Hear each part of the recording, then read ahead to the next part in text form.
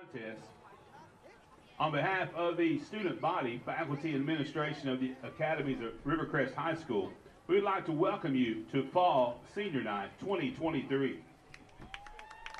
Senior Night is an opportunity for administrators, faculty, students, family, and community members to recognize and honor the accomplishments of the senior members of our fall programs. We begin this evening with the senior members of the Rivercrest varsity football team.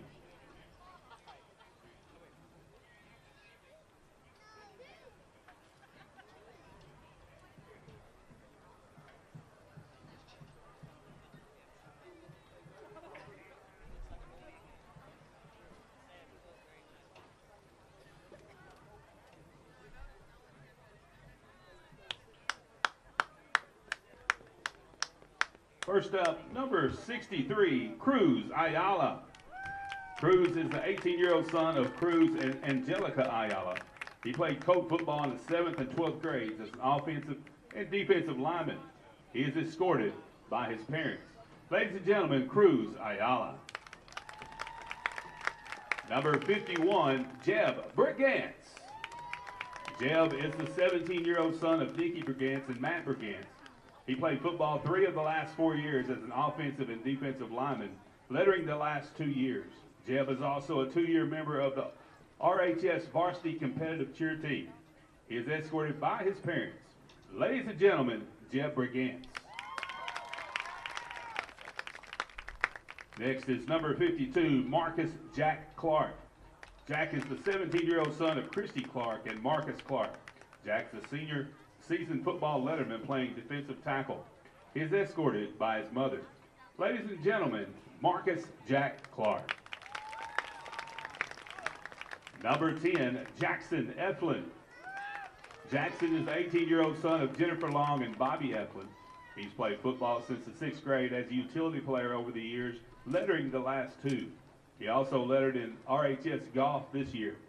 Jackson is escorted by his parents. Ladies and gentlemen, Jackson Eflin. Number 65, Wesley Gray. Wesley is the 18-year-old son of Jason and April Gray. He's played football since the 7th grade, lettering the last 2 years as a lineman. Wesley is escorted by his parents. Ladies and gentlemen, Wesley Gray. Number 19, Tyron Henry. Tyron is the 17-year-old son of Terrell and Fanta Henry. He has participated in football since the 4th grade, lettering as a wide receiver and cornerback. He lettered in basketball and track as well. He is escorted by his parents. Ladies and gentlemen, Tyron Henry. Number 40, DeAndre Johnson. DeAndre is the 17-year-old son of Erica Buford and DeAndrew Johnson. He played football in the 7th and 12th grades as wide receiver and cornerback. DeAndre also plays basketball. He is escorted by his parents. Ladies and gentlemen, DeAndre Johnson. Please give the first row of senior football players a round of applause as they exit the field.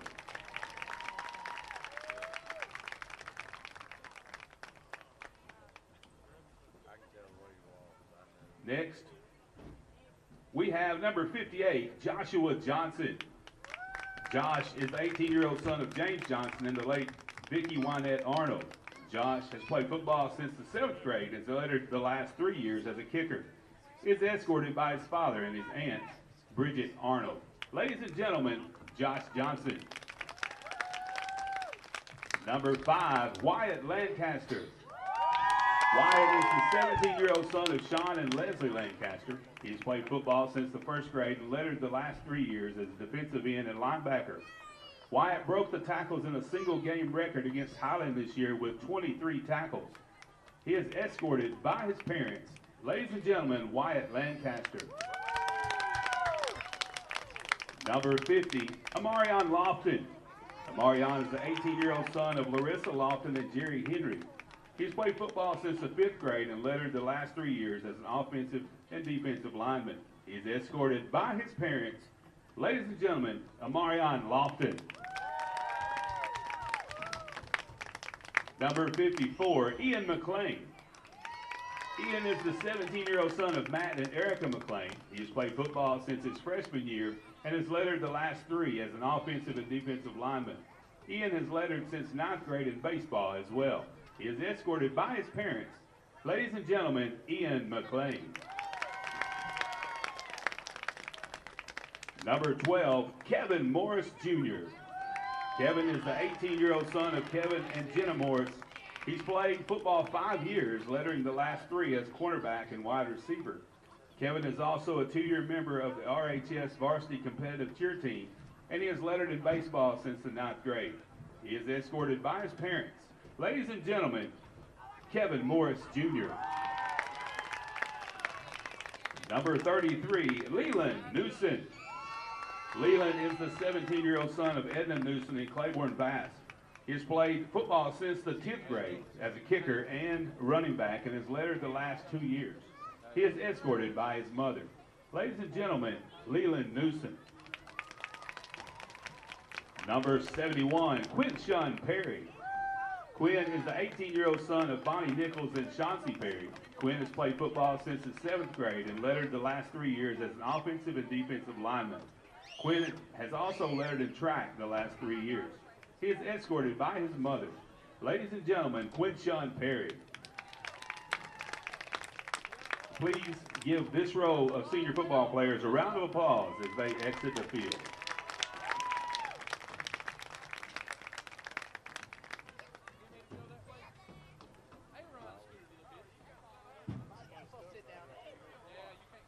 Next we have number 1, Michael Rayner Jr. Michael is the 17-year-old son of Michelle Williams and Michael Rayner Sr. He has played football since the 4th grade and has lettered the last 3 years as a receiver, quarterback, and safety. He was selected all-conference twice. Michael also lettered the last 2 years for track and is the state champion in long jump. He is escorted by his parents. Ladies and gentlemen, Michael Rayner Jr. Number 55, Jared Robertson.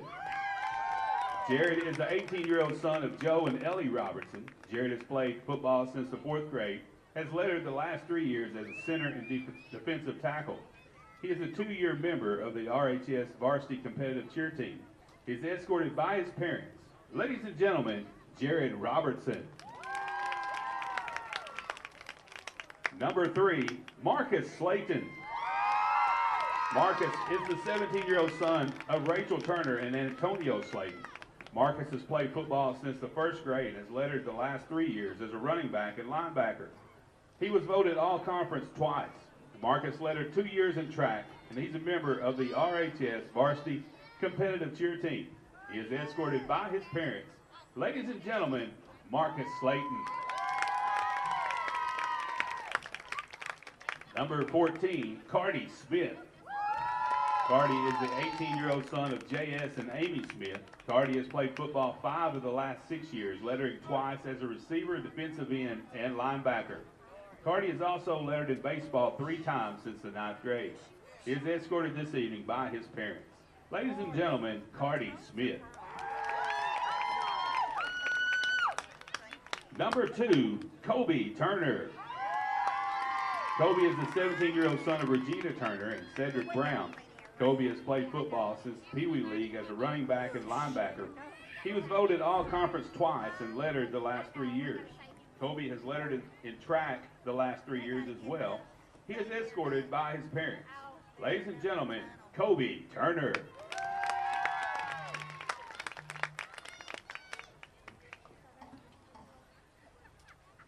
Manager, Carmen C.C. Shumpert. C.C. is the 17-year-old daughter of Josie Vasquez and Edward Henry. C.C. has been a manager and videographer for Colt football for the last 4 years and Colt basketball for the last 5 years. She was selected as the 2023 RHS Homecoming Queen. C.C. is escorted by her mother and her brother, Carmelo Vasquez. Ladies and gentlemen, Carmen Shumpert. Please give the final row of football seniors a round of applause as they exit the field.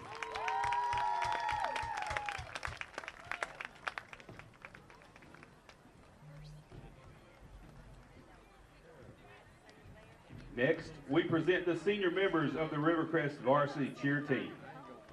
The young ladies before you were part of the 2020 state runner-up team the 2021 state champion competitive cheer team, the 2022 UCA national finalist team, and the 2022 state runner-up team, or a combination of the three. First, we have Mary Jo Booker. Mary Jo is the 18-year-old daughter of Chris and Joe Booker. She has cheered for 4 years, lettering each year. She was selected All-American. Mary Jo also lettered 3 years in Colts softball. She is escorted by her parents. Ladies and gentlemen, Mary Jo Booker. Next we have Emma Brooks. Emma is the 18-year-old daughter of Amy Brooks and Ron Holthouse. Emma is a 3-year letterman for cheer. She is escorted by her parents. Ladies and gentlemen, Emma Brooks. Next we have Chesney Chandler. Chesney is the 17-year-old daughter of Kurt and Robin Chandler. Chesney has been a part of Cheer 5 of the last 6 years and has lettered the last 2 years. She was selected as All-American. Chesney is a 4-year letterman in softball and was selected as All-Conference and All-State. She is escorted by her parents. Ladies and gentlemen, Chesney Chandler. Next we have Haley Gore. Haley is the 17-year-old daughter of Bud and Tracy Gore. Haley has been a member of Cheer since the 7th grade and lettered the last 3 years. Haley was awarded All-American. She is escorted by her parents. Ladies and gentlemen, Haley Gore. Next we have Addison Norville. Addie is the 17-year-old daughter of Howard and Paula Norville. Addie has been a member of Cheer since the 7th grade and lettered the last 3 years. And she was selected as All-American. Addie is escorted by her parents. Ladies and gentlemen, Addison Norville. Please give this row of senior cheerleaders a round of applause as they exit the field.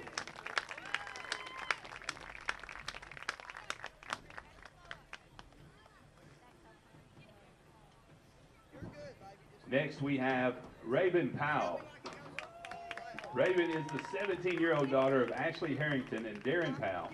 Raven is a 4-year member of RHS Cheer and lettered each year, and she was selected All-American. Raven has lettered since the 9th grade in softball and was selected All-Conference. She is escorted by her parents. Ladies and gentlemen, Raven Powell. Next, we have Kylie Routledge. Kylie is the 17-year-old daughter of Jason and Kim Routledge. Kylie is a 6-year member of the cheer team and lettered the last 3 years. She was selected as All-American. Kylie is escorted by her parents. Ladies and gentlemen, Kylie Routledge. Next we have Grace Strop. Grace is the 18-year-old daughter of Zach and Regina Strop. Grace is a 3-year letterman of cheer, and she is escorted this evening by her parents.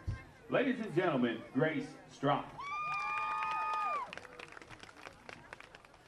Next we have Lexus Wilworth. Lexus is the 17-year-old daughter of Matt and Jana Wilworth.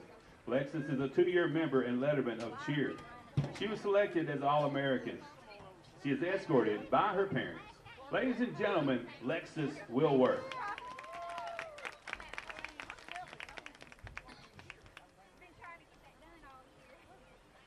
Please give our final row of senior cheerleaders a round of applause as they exit the field.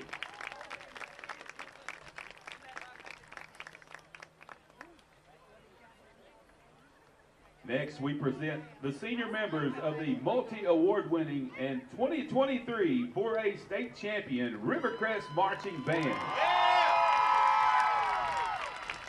First, we have William Beckett. William is the 18-year-old son of Stephanie Moody. William has played percussion and the French horn since the 6th grade and served as section leader and band captain. He was also selected as All-Region and All-State. He is escorted by his mother. Ladies and gentlemen, William Beckett. Next we have Jagger Harshman. Jagger is the 18-year-old son of Crystal Whaley and Jason Harshman. Jagger played the alto sax, bass drum, and trumpet since the 6th grade, and he serves as drum major this year. He won the Outstanding Leadership Award. Jagger is escorted by his grandmothers, Vivian Harrison and Pam Harshman. Ladies and gentlemen, Jagger Harshman. Next we have Caroline Hill. Caroline is the 17-year-old daughter of Jared and Amy Sissel. She has played the trombone since the 6th grade. Caroline is escorted by her parents. Ladies and gentlemen, Caroline Hill.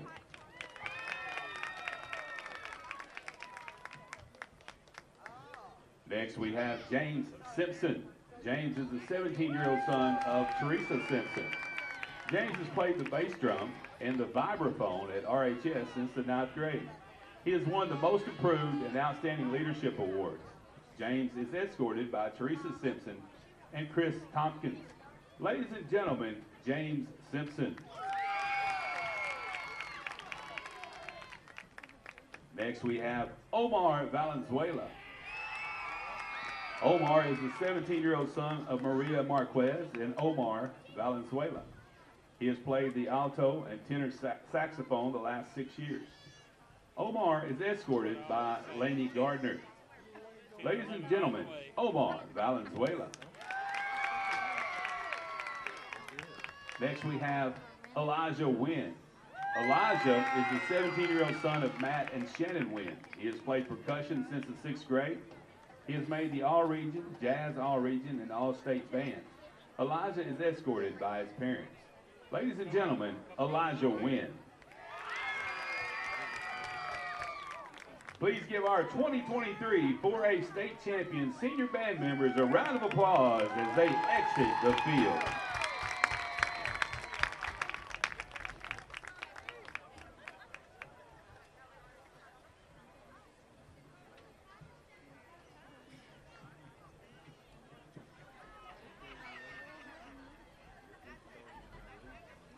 Next, we present the senior members of Rivercrest JROTC. First, we have Michaela Akins. Michaela is the 17-year-old daughter of Gary and Destiny Akins. She's a 4-year member of JROTC and a 2-year member of Color Guard. She was promoted to the rank of cadet captain. Michaela won the Veterans of Foreign Wars Award and the Enlisted Association Award of Merit. She is escorted by her parents. Ladies and gentlemen, Michaela Akins.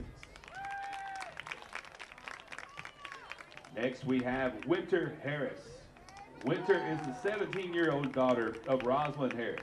She's a 4-year member of JROTC and has served in the Color Guard 4 years. She was promoted to the rank of cadet captain. Winter won the Reserve Organization of America Award and the United States Army Recruiting Command Award. She is escorted by her mother. Ladies and gentlemen, Winter Harris. Next we have LaCrista Smith. LaCrista is the 17-year-old daughter of Krista Smith. She is a 4-year member of JROTC and Color Guard.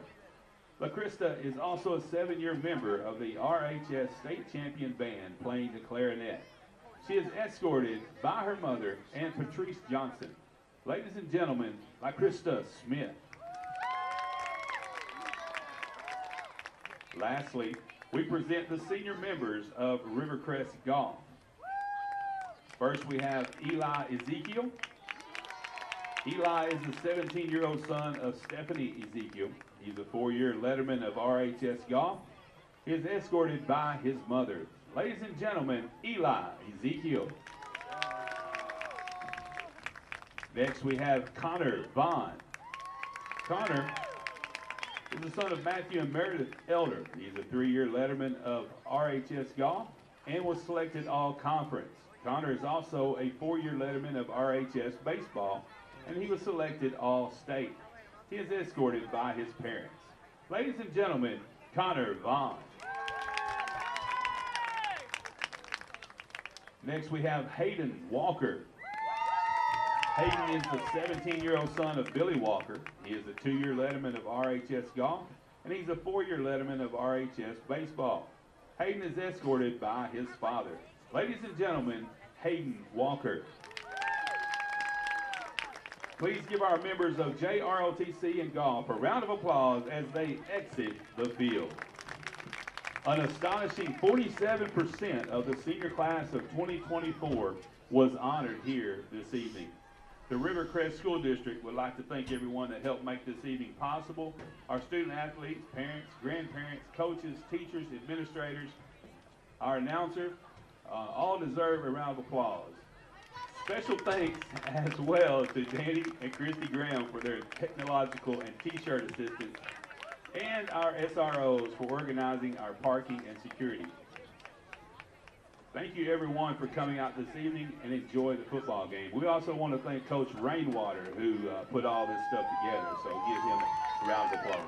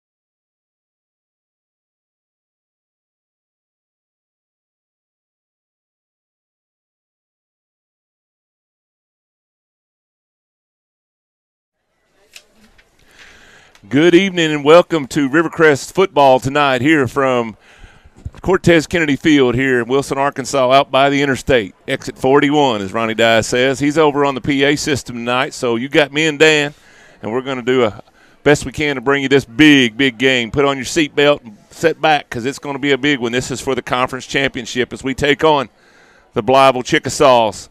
Thank you for joining us, and welcome to Rivercrest Football, Rivercrest Athletics. We are live from the TES, as I've said, and it's a senior night. We just honored over 40 seniors here at the field, and we are getting ready to battle it out for the 4A3 Conference Championship. The Colts are 7-2 overall and 6-0 in conference.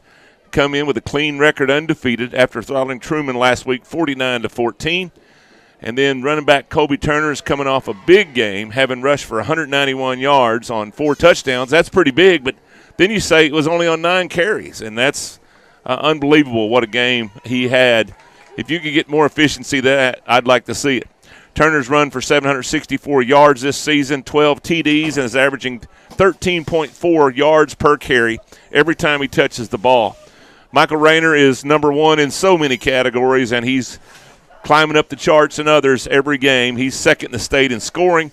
Rayner's rushed for 482 yards and also has 8 touchdowns, has 521 yards and 10 touchdowns receiving, and has added 2 special teams touchdowns.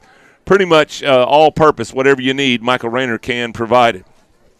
Wide receiver Buda Harris has received 434 yards, 5 touchdowns, made some wonderful catches this season. Jacavian Williams, 202 yards and 4 touchdowns, and he just continues to get better and better both on offense and defense as they round out the Rivercrest receiving core. Quarterback Cavante Washington, which just gets better by the week, completes 66.4% of his passes and has thrown for 1,298 yards, 20 touchdowns this year, and we still got some football to play.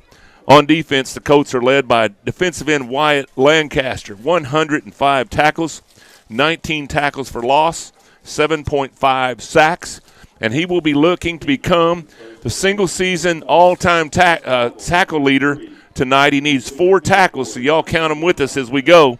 If he gets to 4 tonight, he will take over the number 1 position in the history of Rivercrest football.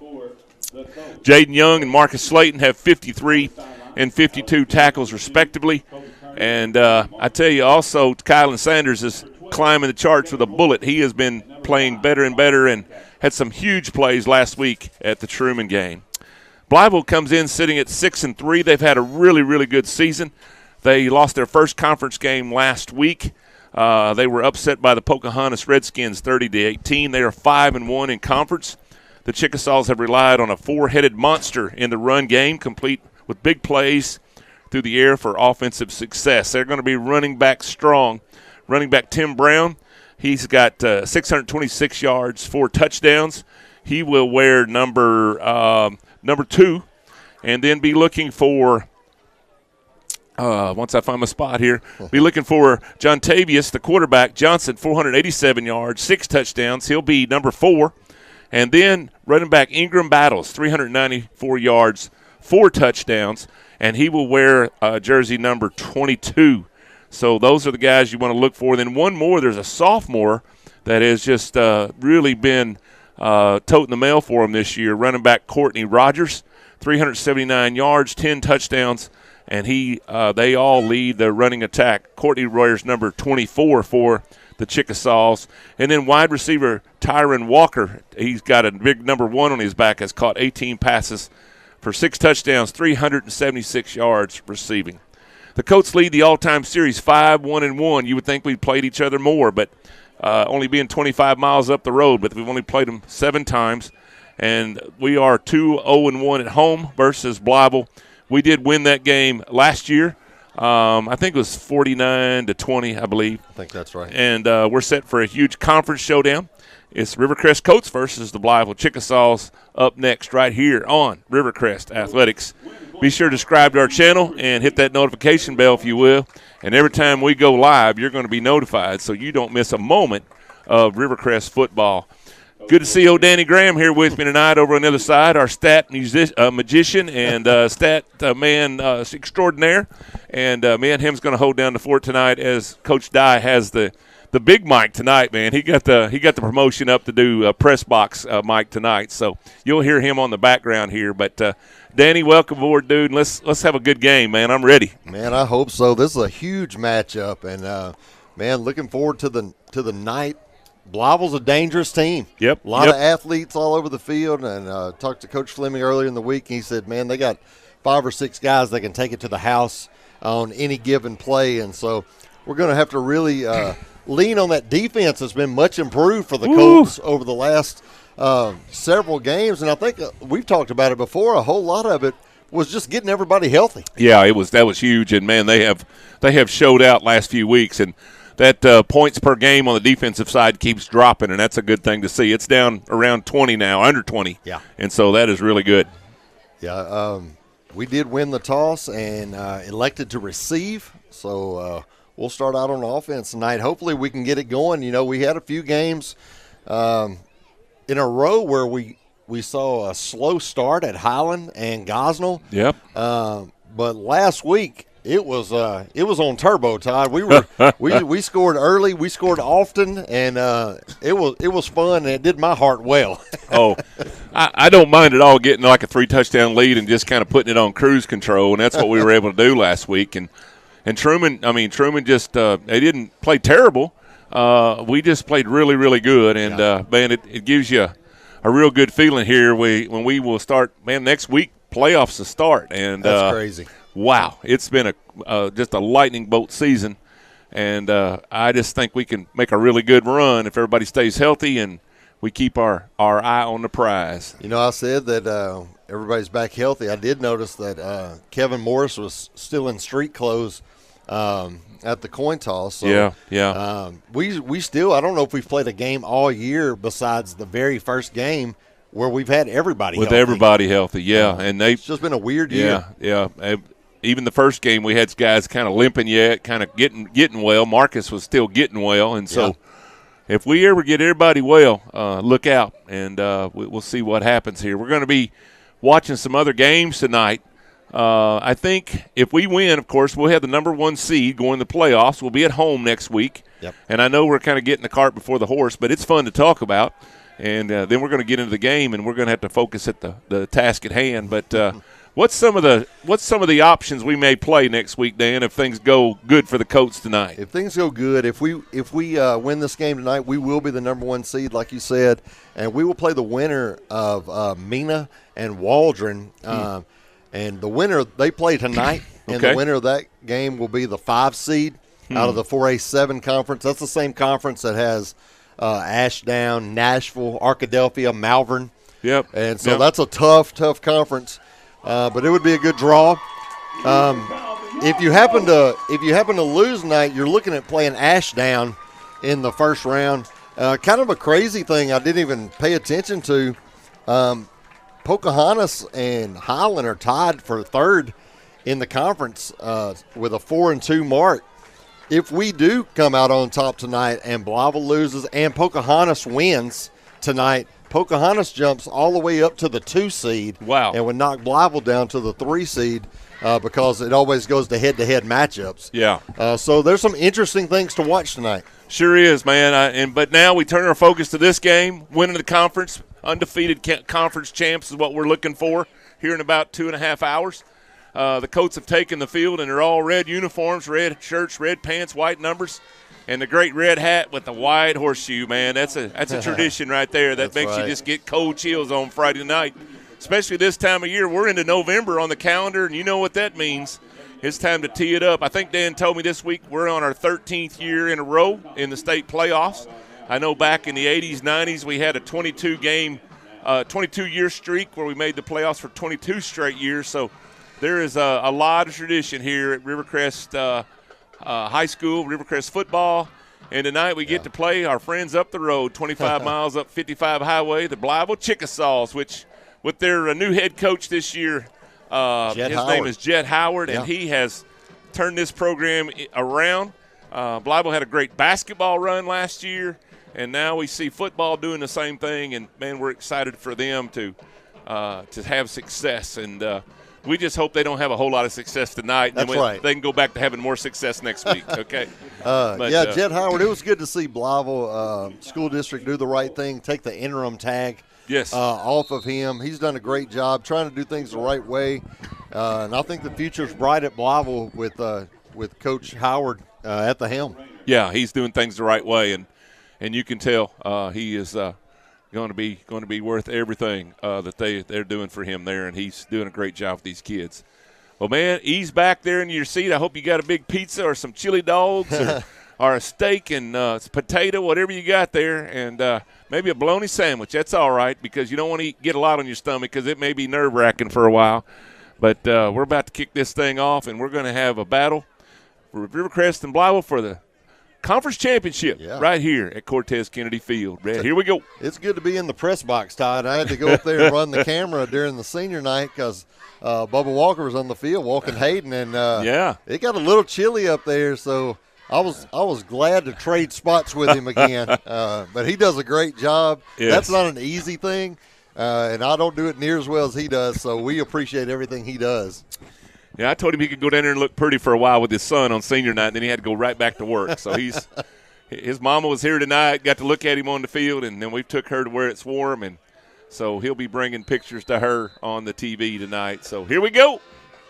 There's a low drive kick. Looks like Kobe's going to get it.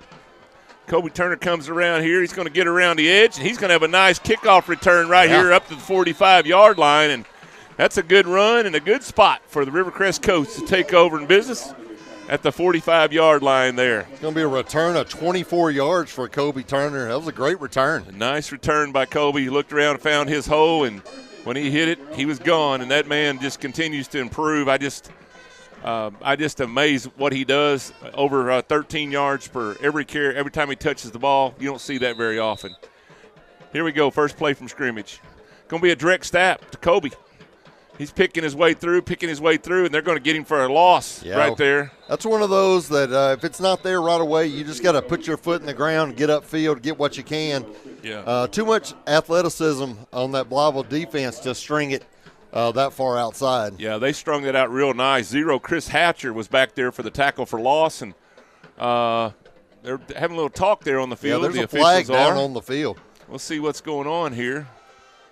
No really motion from either side of players of who it might be against, but they're having a big discussion right there about the 45-yard line. Got one of the officials talking to the white hat, trying to tell him what happened. See if they're going to wave the flag off after they discussed it. So no flag, and they are going to put the ball back on the original line of scrimmage. So I guess no gain, and going to be 2nd and 10, I believe. They didn't change the marker over there, but I believe it's going to be 2nd and 10.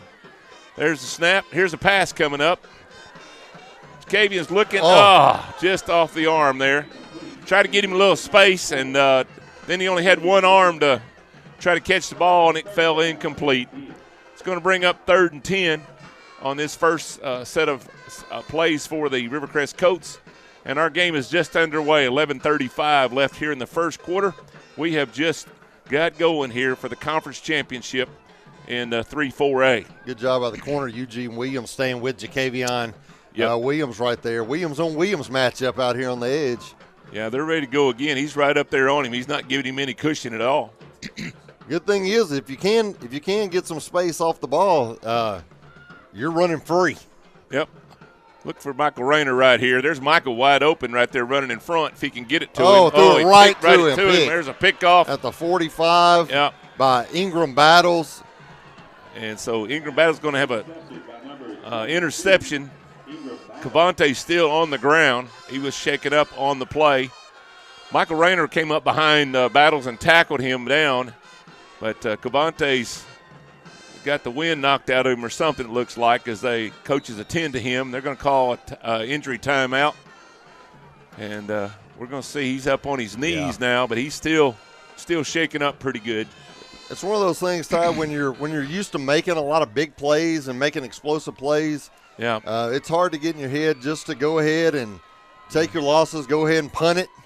But he is holding that shoulder. I don't like the way they're holding that shoulder right there. That doesn't look real good right now. It's usually a shoulder separation, or we're hoping it's a stinger. Right. and nothing else, but it definitely doesn't look good. Looks like his non-throwing arm, but, boy, that is not a good picture to see your quarterback limping off the field like that. So Blytheville takes over deep in Rivercrest territory from the 36-yard line. See what happens here. Here's a handoff. We'll get around in there. Marcus is going to drag him out of bounds. Number 22 with the carry there. That was Ingram Battles, the one that made the interception. And he gets the first carry for the Chickasaws, and he's going to pick up about 6 yards on that first play. Good pickup. Ingram Battles had a great game against us last year, running for about 115 yards. And so good back, good change of direction guy. They like to give it to Tim Brown. He's a strong runner, but all of them have good speed in that backfield.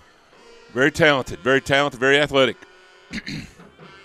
There's the snap. It's going to be handed off to Battles again. And there's Wyatt Mr. Lancaster. Wyatt Lancaster, and that's his first tackle of the night. He's looking to get 3 more tonight to be the single-season all-time. Well, the career record. The career record. I'm sorry, I said single second. He needed 3 tackles coming in to tie Braden Wilson's 311 career tackles. Yep. And which Braden had a great career. He did it in 4 years. So Wyatt would actually do it a year earlier, which was just amazing. That is amazing. 2 more and he'll tie. 3 more and he'll own it. That gives Wyatt 106 tackles for the season. And, man, he loves to have tackles for loss. He's got 19 of those. But it's going to bring up 3rd and short, 3rd and about 2 here for the Blytheville Chickasaws. There's the snap. There's the handoff to 24. He's going to get room around the edge. He's going to have a first down. He's going to be brought down there by number 14, Cardi Smith. And that was number 34. That was Easton Hearn. Was that? Oh, that was 24. 24, Courtney Rogers. That's the sophomore. Yeah. And 24 rather than 34. But that was the sophomore that has really done a lot of work for them. He's got 6 touchdowns. 10 touchdowns this season.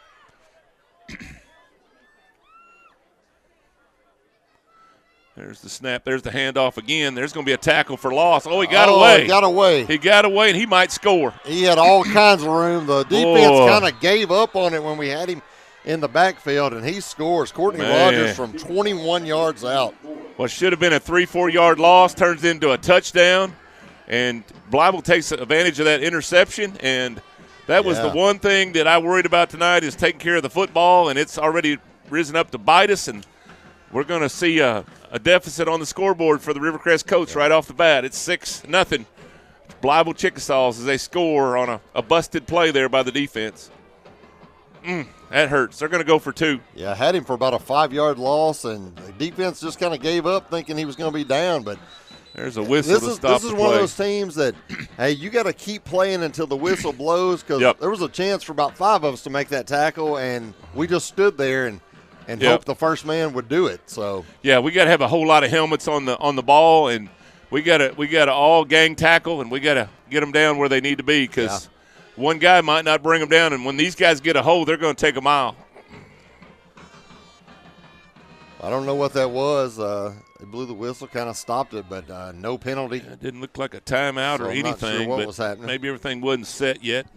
Now they've cranked the clock and the play clock, and so 9:57 to go, first quarter. It's real early. Got their big back, Tim Brown, in. Had a great year last year, running for over 1,500 yards. They're going to give it to him, too. That was Wyatt Lancaster on the tackle right there. He's still grinding, but I don't think he's going to make it. There's the whistle, and going to be unsuccessful try for the 2-point conversion, and they're going to stay with 6. And so right now it's Blytheville 6, Rivercrest nothing here in the first quarter with 9:57 left to go as Blytheville takes advantage of that interception. And we're looking down here on the bench, and they're still tending to Cavante Washington, number 11, our quarterback. And looks like they've got a doctor down there checking him out. And this doesn't look like we want it to look right now for sure. And we sure don't want that young man to be hurt. He's played so well. You know, I'm hoping this game can kind of turn out like the Pocahontas one did. First play from scrimmage, they took it 70 yards for a touchdown. Blytheville did, and that was about it. They didn't do much after that. So Pocahontas did a great job on defense. We were looked like we were trying to step it up a little bit and had a big time play, and then Courtney Rogers just did a great job of breaking a tackle and taking it 21 yards for the score. Yeah, it's it's an early start for them. You know they like that. It's a Sure. momentum builder for them, and we got to get back to work here. Man, we played so fast to the ball last week, and we got to do that again tonight. We can't, like you said earlier, we can't just allow one guy to make all the tackles. We got to all go to the ball. Yep. See what happens here. See if we can get another good return out of either Kobe or Mike. There's a low line burner. You better get a hold of it quick. There you go. That's smart. Kylan's going to fall on it right there to Kylan Sanders. It's going to be Kieran Morris. I'm sorry. Check that, Kieran Morris. Kylan's been good, doing so well. I've been calling his name a lot, but that was Kieran Morris. His brother Kevin was honored tonight as a senior, and so we're going to take over at the 34-yard line of the Rivercrest Colts. So it's going to look a little different back there. It looks like Mike Rayner's going to fill in at that quarterback spot. And Kobe's going to be right there in kind of this pistol formation as we continue to attend to Cavante Washington. There's a little handoff to Kobe. He's got him a little bit of room right there. He's doing Kobe Turner things, and, man, he is hard to bring down. Golly. He's going to pick up about 15 yards on that for a first down, take us all the way out to midfield. And that dude loves that spin cycle move, man. He just spins, and he's like trying to tackle a spinning top. You just got to hold on for dear life. And a great run. Really didn't look like there was much there, but he sure made the most out of a little bit. Yeah, if the offensive line just gives him a crease, Kobe's got enough to work with. Yep. Kind of go to plan B here on offense. Michael's going to keep this one. He's going to bust up in there for a good gain, probably about 6 yards. Yeah. And it's going to make it all the way to the 45 and across midfield into Blytheville territory. This is what you saw last week. Pocahontas do.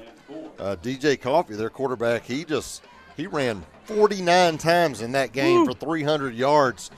Man, he shredded him, didn't he? He did, and they were hard yards. He took a lot of hits and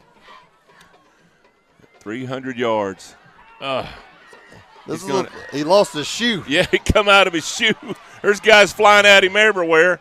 He's still on the ground. There's a late there's flag that late being flag. thrown, but that was very late. Every time he runs that reverse thing and he has to change field, we get a blindside block out of it, and we still shake our head every time they throw that flag. It's going to be a hold. They're going to call hold this time, but Colts. That's going to bring all that effort back, and it's going to put us far behind the chains here on a second down play. Yeah, not ideal when you're already when your quarterback is out of the game, got hurt, throwing a pick on the first possession, and we hope he's going to be okay. But he's got a blanket on. He's on the bench, and I'm not sure he's going to be back tonight, Todd. I'm just hoping it's not a long-term thing. Right. I don't think he's going to return tonight. They're trying to keep him warm down there on the bench, and we'll see what comes of that. But, man, that's not what we wanted to see. And I hate to see these guys get hurt, man. It's going to bring up a 2nd and 20.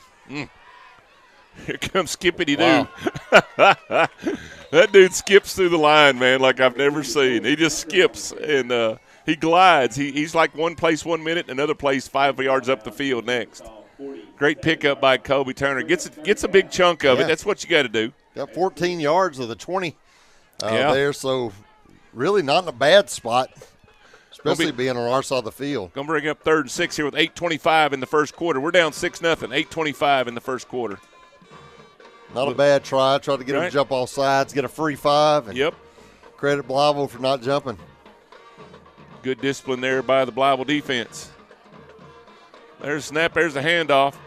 He's going to start picking his way through this really time. No space that time. He's going to get about a yard. And right now they look a little stronger than us. We just look kind of slow motion for some reason. We're not playing as fast as we did last week. And it could be the Blytheville athleticism is showing too. I mean, it'll make you look a little slower when you got fast guys on both sides. Going to bring up 4th and 5, 7:43 to go in the first quarter. We're going to go for it. Oh, this guy jumped right here. He sure did, and there's the flag. He got caught, and so that may be enough for a first down. Yeah. You can look across there, and Coach is not happy, and he just took that one step. I didn't know if they were going to call it for a minute, and then he looked at the referee.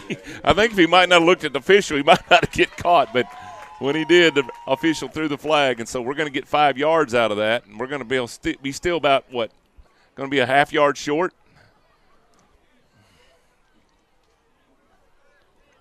I think it's going to be a first down. I think it's going to be first, yeah. Yeah, first down. Boy, what a big play. That's a big penalty right there. Yeah, that's a big play. Yeah. Sorry, but I got choked on one of those Colt burgers over here. I didn't get a chance to eat beforehand, so I was trying to sneak a bite. First rule broadcast, never eat a hamburger while you're trying to do this. That's right. Here we go. Kobe's up in there. He's going to get about 3 more yards. Going to be brought down there by number 63, and that is Nate King is in on the tackle there. And but a pretty good gain on first down. Yeah, It'll take 3 or 4 years, 3 or 4 yards every time. And so we're just right now kind of hanging in our run game with your best passer. It's hard to go back to your game without your passer out there. And I don't know if he's left the sideline or not. I don't see him. Michael's going to keep it. He's going to get up in there for another 2 or 3 yards, and it's going to bring up a third down and about 3 for the Rivercrest Colts. I notice as we're getting a rhythm, we're not dancing as much in the backfield. It's more just planting your foot, see what you can get. Right. If you do that, it's going to be hard to stop us from moving the ball. Yeah, this might be the best way to attack this is just run the ball straight at them. Here's a third down. That's going to be a first down. He's gone. He is gone. Wow. 5. Touchdown, Kobe Turner. Wow. Man, oh, man. He took 1 skip and was gone. 34 yards. He was in full-blown speed 2 yards into the play, man. That guy's amazing. Little handoff there from Mike Rayners. He's all of a sudden been pressed into quarterback duty, and Kobe Turner takes it into the end zone, and all of a sudden we got a tie score, and we took care of that deficit really quick. And that penalty there on 4th and long was a big, big penalty. Well, that right side of the line did a good job just creating a hole. Yeah. Marcus Slayton was in on the block too, and man, he doesn't need much room. He gets that little skip like you talked about, and when he hits the ground, he is full speed.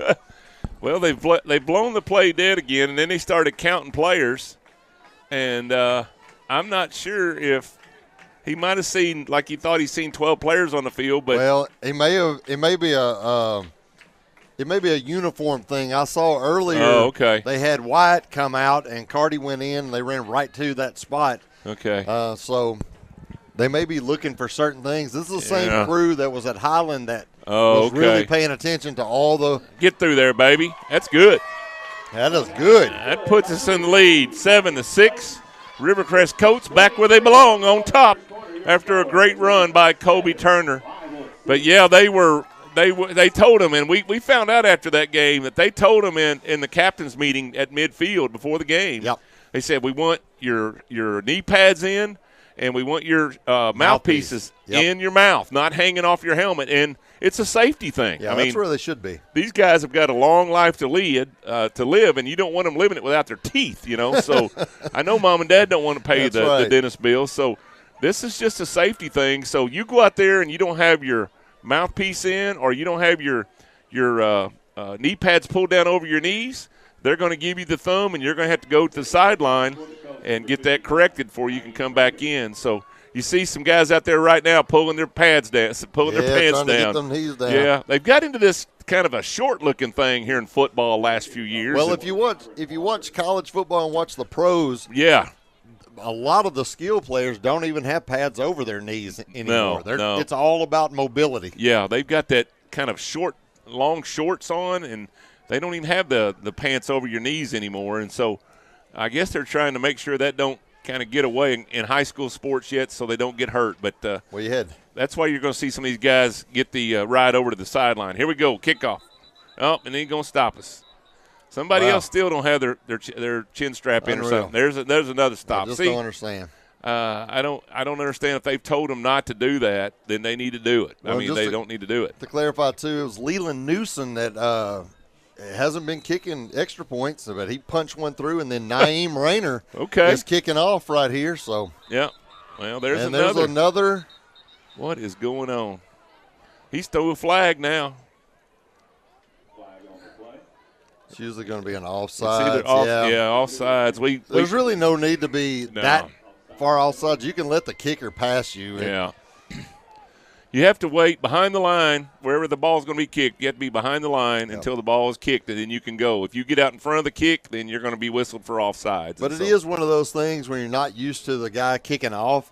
He does kind of have a skip when he kicks, and so I think when he started taking off, our guys were getting downfield and put him a little behind. Yeah, put him behind. He's got a little bit different rhythm than Leland does, and so you don't think about none of that stuff, but all that stuff plays into each game. And so let's go here, Naheem, as he kicks off.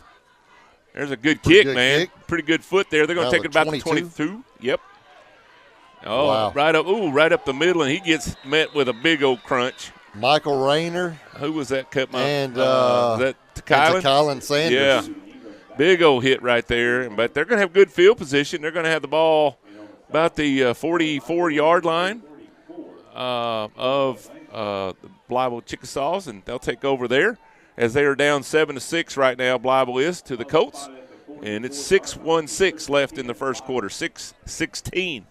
And we're just now getting started good. Everybody's starting to get that lather going now they talk about, and it's time to play football. Well, everybody's been hit a little bit right now, so you're in football mode. Nice weather tonight. We're in the 60s. The wind settled down.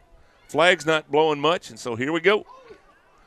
Coming through there with a big gain, boy. They are just coming through. And Tim Brown is a strong runner. Good job by Kieran Morris coming up and cutting his legs out from under him.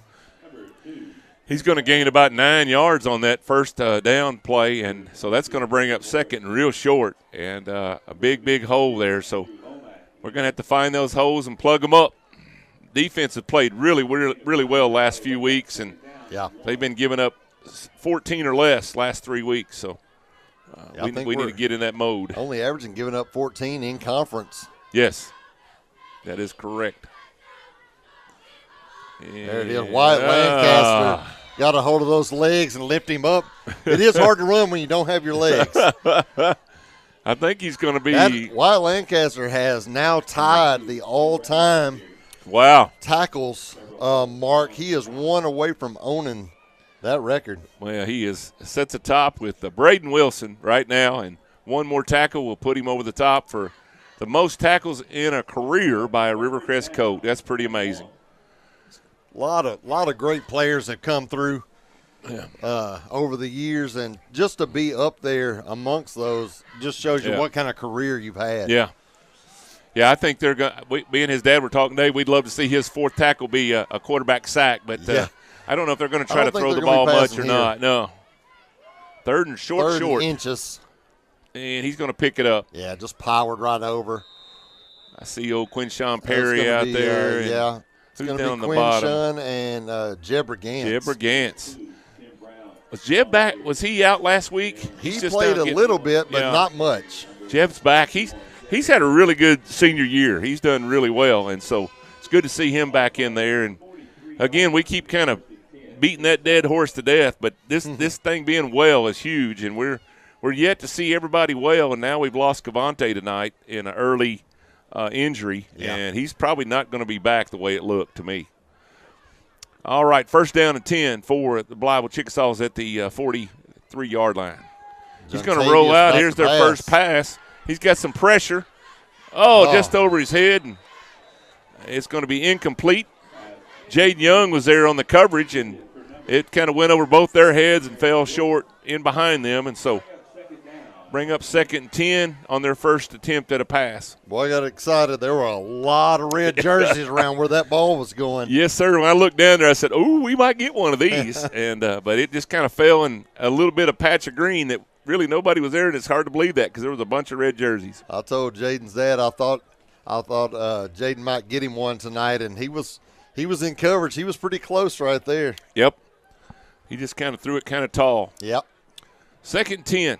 For Blytheville. He's dropping back again. Pass again. Try to put a little heat on him. He's under. There's going to be a flag on a hold. It's going to be a hold. Yeah. It is complete to number 13.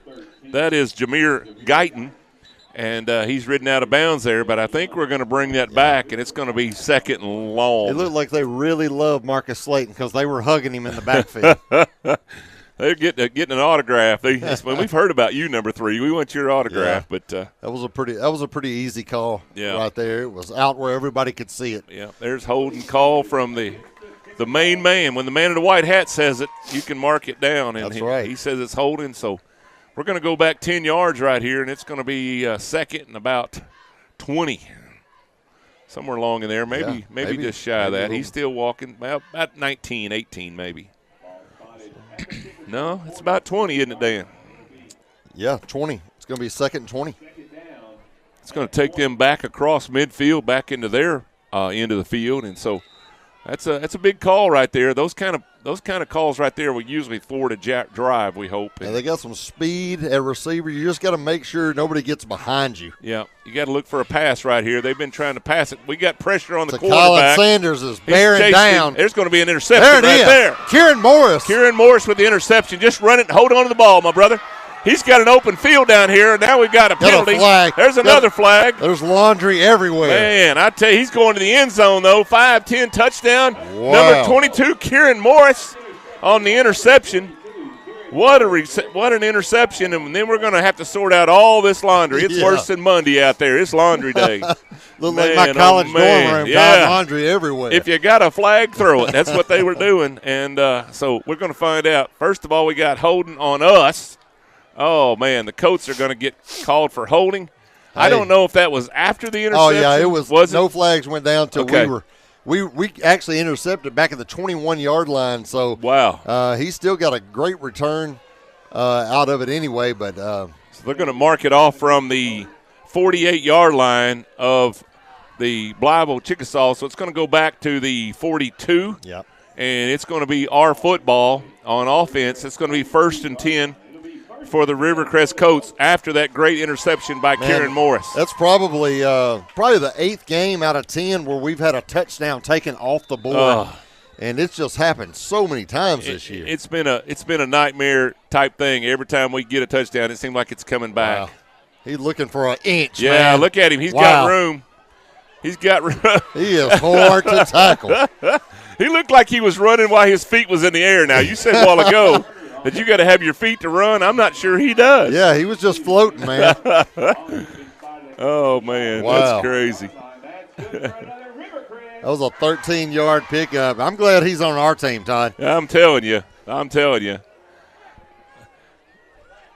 Man, oh, man. That takes us all the way up to the 45-yard line of Blytheville, 1st and 10. And we're going to take over there with 3:03 left in the first quarter. Wow, what a block. They did a good job blocking up front, but Blytheville did a great job of filling in that hole. Yeah. And there is laundry on the field. That's usually flag. It's in a weird spot, but it's usually if you notice something in the middle of the line. So that was that was thrown in the Blytheville's backfield. It was thrown in Blytheville's backfield, or in their linebacker spot. Chop block. Oh, Rivercrest. Wow. Man, oh man. That's going to be a 15-yarder. Yeah, that's killer. That's when you cut them below their knees. That's what that chop block is if you're learning football. And they do that again for safety. A lot of these big penalties are safety issues. Yeah, if you hit a guy straight like that, it's not. But if you hit him from the side or if he's engaged with another player, right, you will get that. Yeah, if he's blocking somebody else, you can't go cut his knees out because that's where you get big-time injuries. But that's going to – first and, I don't know, man, about an acre and a half. Yeah, 1st and 22. Yeah. There's another. Look out. Kobe Look out. Turner. Oh, that there's should be a face mask. He's got it. Yeah. He got it. Well, it should be a personal foul, too. Little extra. He was 6 yards out of bounds. That should have been 2 flags. That should have been 1 in the play and 1 dead ball penalty. Yeah, we'll take 1. That's going to get us back up to the sticks probably. Yeah, that's going to give you but it was a little extra down here. If he'd have went to the ground, we might have seen a flag. But I think he was out of flags. He done threw his 1 flag. Yeah, so he could have thrown his hat. Yeah, going to be a face mask. Yeah, that's a big one right there, and it was clearly a face mask. Did he call the personal foul variety? he kind of got on it and got off, but I don't know. He didn't really say if it's like a personal foul. It looks like it's just 5. Yeah. Yeah, they're going to mark it up there at the 39-yard line. Bring up second down and 4. Second okay. what? 4? Yeah, second 4. Yeah. Yeah, that was a big gain by Kobe there, and then the face mask. Still trying to get a little free 5 once in a while. Sure. That doesn't hurt, and just make sure they're going to – that'll work more as they get more tired and get less focused. There's the snap. Hey, Cavante's in the game. Oh, and he fumbles. Look out. Oh, he fumbled First the ball. play, he fumbles. Oh, man. Man, I hate to see it. They've already called it for them, and oh, man. they did a good job of just ripping it right out. There's a late flag. I think they're going to call an unsportsmanlike on Blytheville, but, man, Cavante, I didn't even see him come back on the sideline. Hey, it is good to have him back in there, though. It opens up so much. Yeah, I think it's going to be after the fact. I think it's going to still be Blytheville's football. I think so. I think they're a little bit some way they celebrated. Yeah, unsportsmanlike Blytheville. That's kind of what I thought we were heading to, because I don't know what was said, or I don't know, excessive jumping around. I mean, surely you can be excited about having a fumble. I mean, that's a huge play in a game of this magnitude. I don't know if there was anything extra went on. You're going to find that these guys love to throw those flags. But anyway, man, I hate that for Cavante, because he's trying to gut it out. It was his non-throwing shoulder, so he's trying to come back in the game. Yeah, and he's just he's feeling bad already, because he's not feeling well after getting that shoulder roughed up, and then he gets in the game and then a turnover, and right now he needs some encouragement. That's going to put him all the way back to the 22-yard line, which is good for the Colts. Yep. It's just bad that it is Blytheville's ball now. Yeah, I hate to see that. And we had a pretty good run going there. We had some nice runs and some timely penalties that was catching us back to the right sticks. But just traded some turnovers. Something that the Colts haven't done in a long time is turn the ball over, and that's 2 turnovers in the first quarter. Yeah, these big games, boy, it seemed like you clinch that ball a little bit tighter, and it's easy to knock out for some reason. Wow.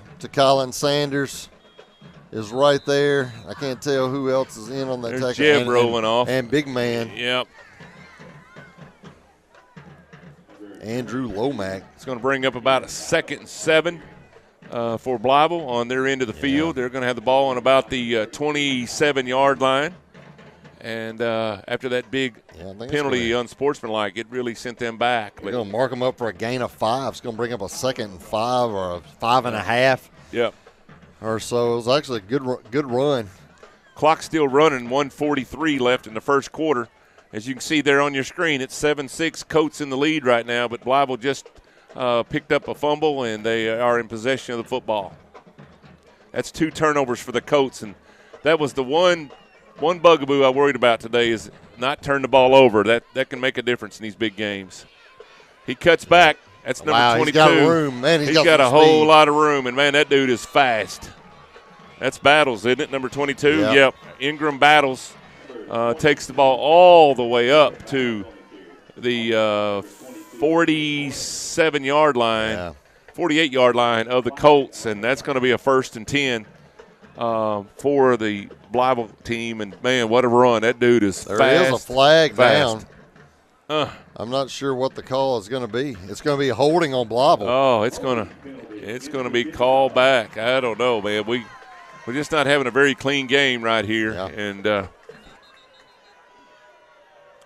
coach is not real happy with that call. And we're getting all kind of boos and everything. Very animated. It's just over there. You don't want to do anything that gives you more yards. Yeah, these guys, we had them at the same crew in Highland, and they threw a lot of flags up there too. So just kind of get ready for a long night of yellow flags unless we get this cleaned up on both sides. They don't play any games on those mouthpieces and stuff, and they call a lot of hold calls. But you got to be disciplined enough not to do those things. And so both sides, this is going to walk right way back, and that's going to take them all the way back to the 27-yard line. Yeah. Wow.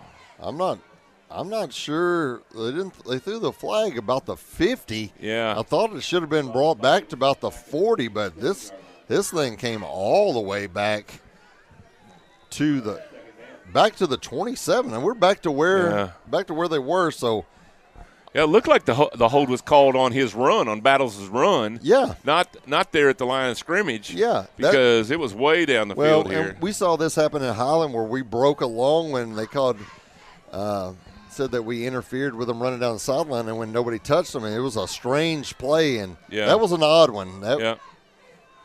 Here's number 2 on the loose. That's Tim Brown. Man, somebody came up and laid a lick. Ooh. I'm trying to see it's whoever's in the back when getting off here. That was Marcus Slayton. Yeah. Yeah, there was a whole bunch of helmets on that guy that time, and that's exactly what we were looking for here earlier, was we need to be just a whole bunch of hats to the ball. Yeah, because you noticed we were right there, and he still did a good job of breaking the first tackle. Yeah, that kid's strong. That's number 2, Tim Brown, running back, senior for Blytheville. Blytheville's only got 9 seniors. Rivercrest has 18 seniors. By the way, we've got 10 freshmen that joined the team tonight after their season's over. We'll try to get their names to you here in a little bit, but welcome to the freshmen to the high school team.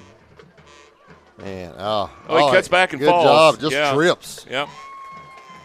Gets covered up there, and that's going to bring up a 4th down. It's going to be a big play. I don't know if they'd go for it here, Dan. Man, that's in a bad spot, Yeah. especially with it being a 7-6 game. Yeah, and you're looking at 4th and 5, 4th and a long 5, and so they're saying 4 on the scoreboard. It looks a little longer than that. Yeah, but, I think it's longer than that. It looks like they're going to punt, I think. They're bringing on a kicking team. I did notice against Pocahontas there was a one time they had it on the Pocahontas side of the field on a 4th and short and elected to punt, and then the next time they were on their own side and went for it. I think it's just going with a gut decision. I don't think they're going analytics. No, this. No, you don't. You just got to go what you feel here. Yeah.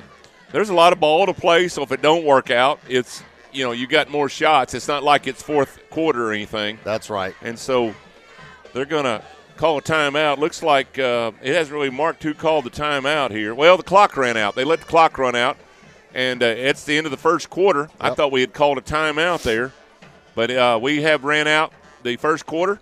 After the first quarter, you think I was eating a hamburger. First quarter, it's 7-6, and Rivercrest is in the lead. And Blytheville is faced with a big decision here. It's going to be about 4th and 4. And they're over there having a big powwow about it right now. And they're going to try to make a decision. And we'll see here in just a minute what they've decided to do. If you're just joining us, I would like to mention that White Lancaster has tied Braden Wilson for the career tackles mark with 311 career tackles.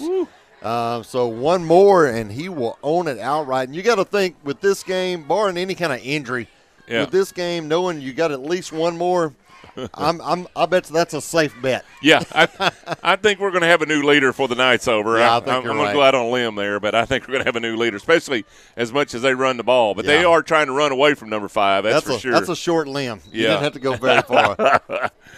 Oh, man. Yeah, they try to run away from 5 all they can, and he's ready. They are going to try to punt here. Yeah. What number is that, 16? Looks like 39, I think. 39 punting? If that's 39, it's, I don't have a 39. Maybe it's 99. Yeah, it's not. That's Alonzo. It's 99. Alonzo Lambert is going to punt for us. 99. There's the snap, and we got a flag, and I think they jump, so they're going to punt a little deeper. I'm for it. I'm here for it. And back them up, as the old cheer used to say. Back them up. Definitely watch for the fake. They did send a guy out wide a while ago, and we did go out there on him.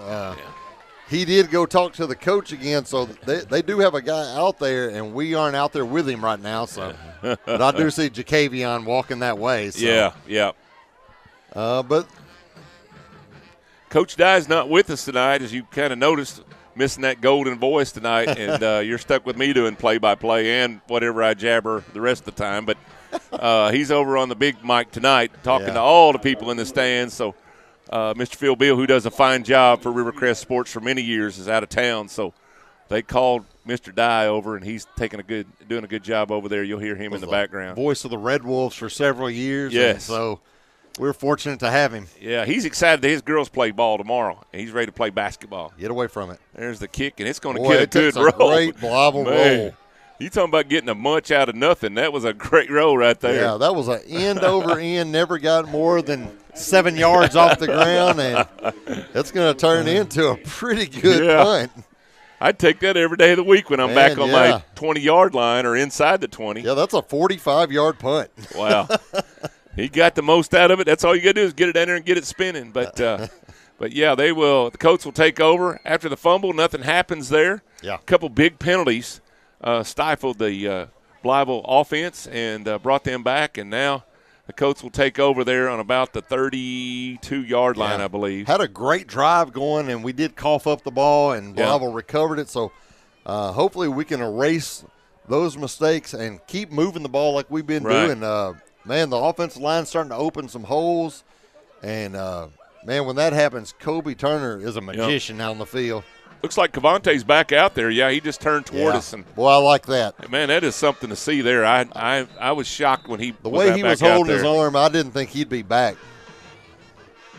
There's a little counter play to Kobe Turner.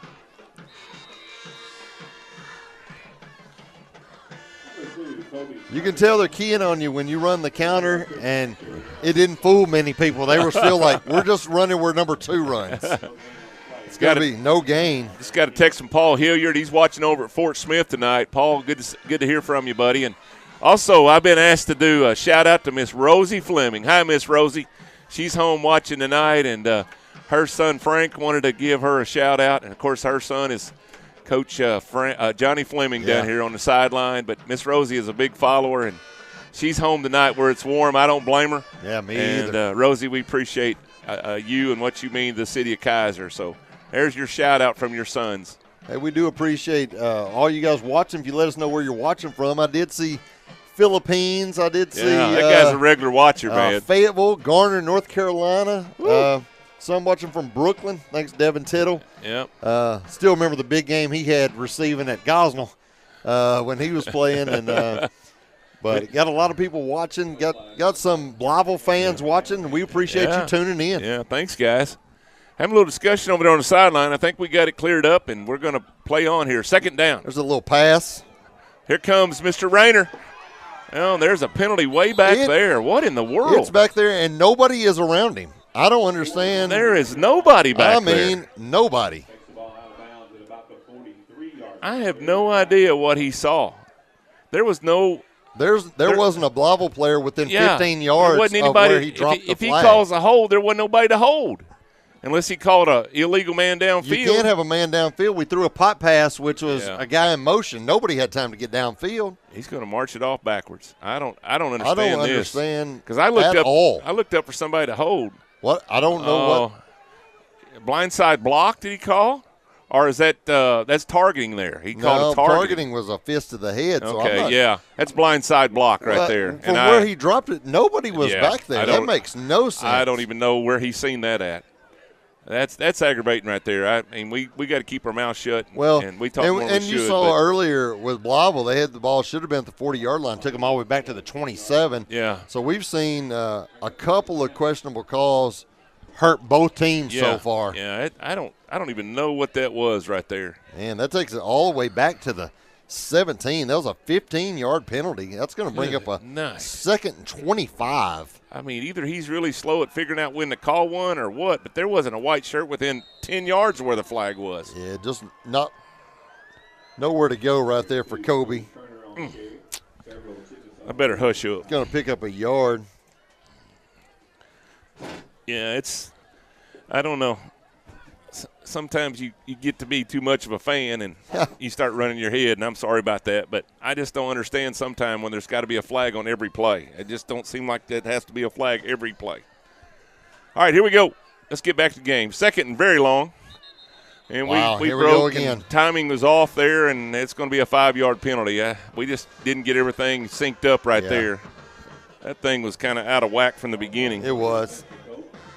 That was a legit 5-yard penalty right there. That's gonna. Yeah. We're gonna go. We were at the 32-yard line. Taking us all the way back to the 12. Wow. And it is 2nd and 30. Yeah, our offense is not clicking like it was last week just yet. It's 10:32 here in the second, left to go in the second quarter. Still looking for that big play in the passing game, which we really hadn't got a chance to do yet. Yeah.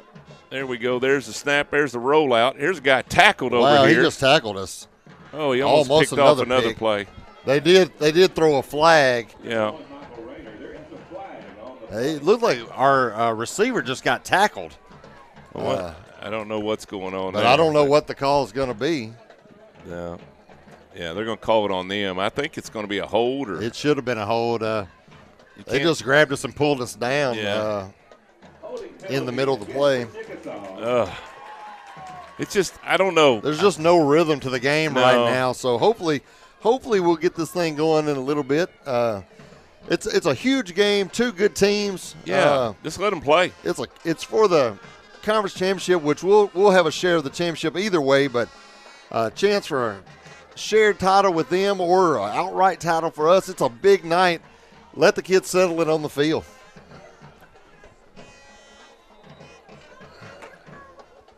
It's just been an awkward game so far. It's just a flag every play, and it just takes the guts out of the game. There's the snap. Fonte drops back. He's got a pass looking downfield. Oh, it's going to be picked off. Man, oh, man. Derek King at the 48. He's going to bring it. Oh, there's a face mask, I'm afraid. Wow, that's Cavante's second pick of the night. Well, we're going to have to make a little adjustment there because they're putting 2 guys on Mike Rayner every time he moves. They're shading a safety over the top of him. And we just had one guy go out for a pass and just try to throw it deep. Right. We're going to have to use the whole group. This is something rare we hadn't seen much this year is they can run with Mike Rayner, and that's not something you see very often. But right now they're double teaming him, and it's just something we'll have to make adjustment, and we will. That's right. All right. Well, now they got 1st and 10. Is that Blytheville's ball now? Or? Yeah, 1st and 10 to the 22-yard line. So going in on our side. So we went for it there on the line? No, they picked it off and took it all the way back. Yeah, I got you. That's a 30-yard return. I blacked by out number for a minute. 5, I think. Derek King, I think. I'm still trying to figure out why they're calling so many flags, so I'll shut up. There's a big tackle right there. But he's still going to get about 3 yards. About a yard. That's our 3rd turnover, Dan, and that's just not what we need here in a big game.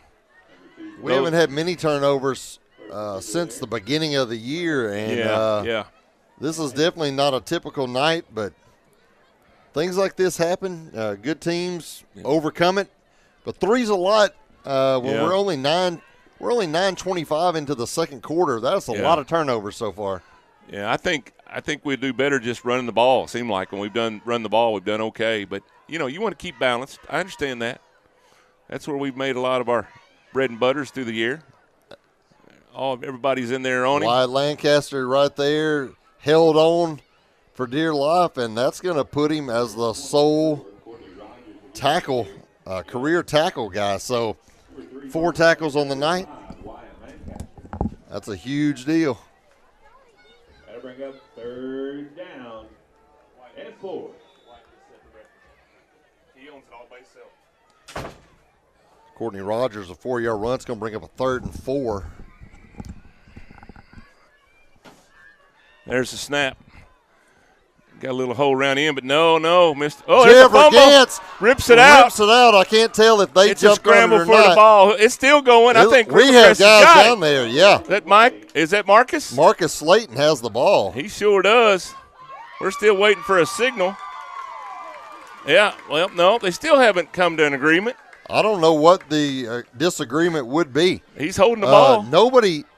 Nobody had possession of the ball, and the ball was still squirting around underneath. Yes, sir. Yeah, huge play by Jabber Gantz. Jabber Gantz ripped that ball out. Who was carrying that ball, Dan? Do you remember? Was that Battles? I couldn't remember if it was Battles or Rogers. And But, man, he ripped that ball out. It went a-flying, and, man, there was the scramble was on. And I like my chances when Marcus Slayton's on the ball in the pile trying to get the football. He can come up out of there with it. That's right. Big turnover, and, man, gets us right back where we need to be, 1st and 10 on the 18-yard line.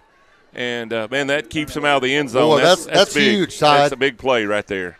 We are all the way back to the 17-yard line.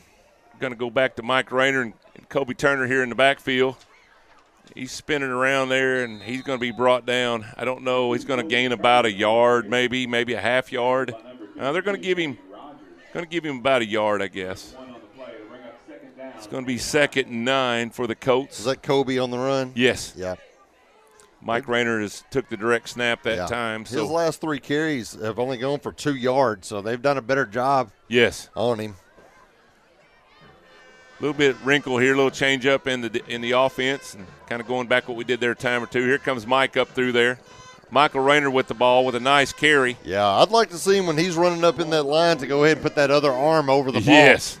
Because you could tell they're trying to rip that thing out, and that's what you're supposed to do. Both sides. That's all they're trying to do right now is just trying to force more turnovers on both sides of the ball, and we've seen it be a big part of this game already on both sides of the football. They've had an interception and a fumble, and we've had 2 interceptions and a fumble, so it's about even. Boy, it'd be nice to put one in the end zone here before halftime. Oh, it'd be huge. 7:18 left to go in the second quarter. Especially Blytheville will get the ball after the half. Uh-oh, look out. Got look a little out. room. He's got a little, wow, he's on his feet. going. What a run. Oh, nice run by Michael Rayner. And that's going to bring up a first down. That's going to get him all the way out to the 46, 47-yard line. Did a good job on the read option that time. Everybody went with Kobe. Yep. And Michael took it. And that's what they're going to have to do. They're going to have to I think they're going to decoy. They're going to have to use Kobe as a decoy, as you said, because they're focusing Kobe. They are focusing on Michael, but they're looking on him more on the passing side. Kobe's going to be stopped right there. We faked the double handoff, and nobody went with Marcus Slayton. Right. They're just going after Kobe every time. That was Jarius Stewart. Jarius Stewart on the tackle there. Yeah, that's going to be a loss of 3. That's a tackle for loss for him, and that's a good play by Mr. Stewart there on the line, number 51. Last 4 carries are going for -1 yard for Kobe Turner. Yeah. But it's one of those things that all he needs is one crease. Yep. One crease, and he erases that. Him and Rayner both are like that, man. They're going to give it to him again. I don't like it when we bounce backwards. Yeah, they are in hot pursuit. We got a lot of guys standing around watching. And, man, there was so many white jerseys over there, it wasn't even funny. And so now we're going to be 3rd and long. It's going to be 3rd and about 17. 3rd and 16. And it's going to be Rivercrest ball there on the 41-yard line. So, man, they have all of a sudden they've just tucked up in there, and they're going to stop the run. When Cavante's not in there, we don't have a threat of passing, they don't think. And so here comes Mike. Well, I don't know. He's going to try to get around. Reverse field. There he goes. He's got some room. There he Man, goes. he's got some room. There he goes. He's gone. He's at the 10. Oh, he was trying to wait till the guy set up a block. Oh, he still got in. Yeah. Wow. 59 yards. What a run. He went to this side and that side, back over to this side, and then, man, it just buckled his knees there at the end zone. I hope he's all right. He's getting up a little gingerly. Yeah, that was a weird tackle. Yeah, he just kind of almost like a horse collar tackle. It wasn't, but it looked like when he went down, he just buckled his knees backwards. He tried to wait on the block and didn't know they had a guy coming up behind him. And the guy just kind of horse collared him down to the ground. But, man, what a run by Rayner. Coach Rose was there to ask him if he's all right, and he shook his head. Of course, Michael's going to say, I'm fine. Man. Yeah, that dude's tough as rocks. Here's the snap. We're going to go for 2, direct to Marcus. Oh, yeah. He's easy. The big bull's into there. Number 3, Marcus, bull's in there. Man, what a run and what a touchdown. Man, we needed that. We needed that, Dan. Oh, that's big time, Todd. Man, how long was that? 60 what? Yeah, 59 yards, 59 man. But yards. He probably ran 85 yards. Yeah, I was going to say, he ran a lot farther than that. He ran from about here to Wilson and back for that touchdown. But, man, that was a big run. And just about the time you think he was going down on that far side, that dude's still up. And then all of a sudden he cuts back to the middle of the field and takes it to the end zone. And the Colts go up 15-6. You know, this is one of those things I said. Kobe's last 4 carries going for -1 yard, but Michael Rayner's last 2 carries have gone for 81 yards. So it's kind of pick your poison. Yes. Who are you going to go after? If you're going to go after Kobe, especially if we're running that read option, man, that's a dangerous guy, Michael Rayner. Woo, I'm telling you. Michael Rayner doing Michael Rayner things, and just wherever you need him, he's in the quarterback slot there. Yeah. He's received touchdown passes this year. He's been in the running back spot to run for touchdowns. He's run kickoffs back and punts back, and he's just an amazing player. Here we go with the Colts up 15-6 with 5:34 to go before halftime. Taken at the 25-yard line by Courtney Rogers. He's going to cut back around. This dude's quick, too, and he is. gets twisted around. He's still on his feet, Look at him dragging him, man. And that dude is just dragging 2 guys up the field. 53 on the tackle wow. for us. That was Noah Adams. He drug Noah Adams about 7 yards on his knees. That was incredible. What a strong run. That's a little bit of your future right there. Of course, it's your present, man. That guy's got 10 touchdowns on the year, but, man, that's a 10th grader who's just dragging people. Courtney Rogers, man, that dude he's fast. He's not fast. He's fast. Wow. But great talent. They've got that 4-headed monster Danny talked about, and these running backs they're pretty special. They're pretty special. Man, what great field position. Yeah, they're all the way out across the 50, and they'll take off from right there. There's the handoff Wyatt again. Lancaster. Wyatt Lancaster starts adding to that all-time total, and he is now the new tackles leader in Rivercrest Colts history on that previous tackle, and so he starts stacking on for some guy down the road to break maybe. Well, I told him in church, I said, I think you're going to get that record pretty quick. And he said, I got to keep adding them because Marcus Slayton's not far behind me. Hey, if both of them can be right there, then the Colts have had a great year. Yeah, that's going to be a fun contest to watch because it's going to benefit the Colts every time. Yeah, I like that contest. 2nd and 7 here for Blytheville. There's the snap. There's the handoff. He's going to get up in there. I think that's Jeb Brigance on the tackle. He got the dude up off the ground. And that dude just keeps grinding. But Jeb Brigance, man, that dude is playing some football tonight. That dude has picked guys up 2 or 3 times I've seen and just picked them up straight up in the air. So he had that big rip out of the ball a while ago for the fumble. That was huge. Colts were able to turn that into money. And, boy, you like when you turn them turnovers into touchdowns and points. So that's good. We just turned that ball over. They'd returned it 30 yards. We're down in the red zone. Yeah. And, man, he came away with a huge strip of the ball, and Marcus Slayton recovered. And then Michael Rayner did the rest. So. Man, with a fabulous run. 3:45 left to go in the half. And we'll be halftime. We'll get to see the state champions perform at halftime, our band, man. We'll talk more about that as we go. There's the snap. He's going to roll back in the pocket. Montavious going to. He's looking downfield. He will take off with it. He's a good runner. Kobe Turner's going to knock him out of bounds right there at about the 45-yard line. A good job by Kobe. Good coverage downfield. He kept looking. He was looking. And our coverage would not give anybody an opening, and Kobe was there just to kind of touch him out of bounds. It's going to bring up 4th down, and that's a big play right there. 4th and 6. From the 45-yard line. 3:28 left to go as he's run out of bounds. The clock is stopped. They are on our side of the field, 4th and 6. I figure you're definitely going to go for it right here. It really doesn't benefit you any to I don't think so. Yeah, I think they're going to go for it here. If you don't get it, we still have to go almost 60 yards. Yeah, in 3 minutes, which we can. We can go that far in 25 seconds. We've seen that. But it makes it's not going to hurt you one way or the other here much, I don't think. Oh, it looked like we moved a little bit, but we're going to go on. 4 is on the run here. Yeah. He's running for the sticks. I think he's going to get there. No, Kobe. It's going to be close. I thought Kobe pulled him out in time, but I'm not sure. It's going to depend where they spot it. It all depends on where they spot. Their coach is over there, hoping that Coach Howard's looking for a first down, and our coach is looking for a first and 10 for the Colts. It's going to be really close. They're marking about the 39. If they mark it where the guy's out, I think it's going to be a first down. It's right there. It looks like he went out of bounds right over the sticks. I thought they pulled him. I thought he pulled him out to the left side of the sticks. Yeah. But that's a hard call. Yeah. That's hard to see. Well, the sticks went down because if you're over there holding that stick, you're not going to get ran over. So he was just kind of getting out of the way, and so I think it's going to be a first down. They waved off a flag that I didn't even know was down. Well, so that's good. I don't know. I think they just like taking their flag out of their pocket. Shut up, Todd. Yeah, it's first down. Yeah. And I thought it should have been. Yeah, it was right there close.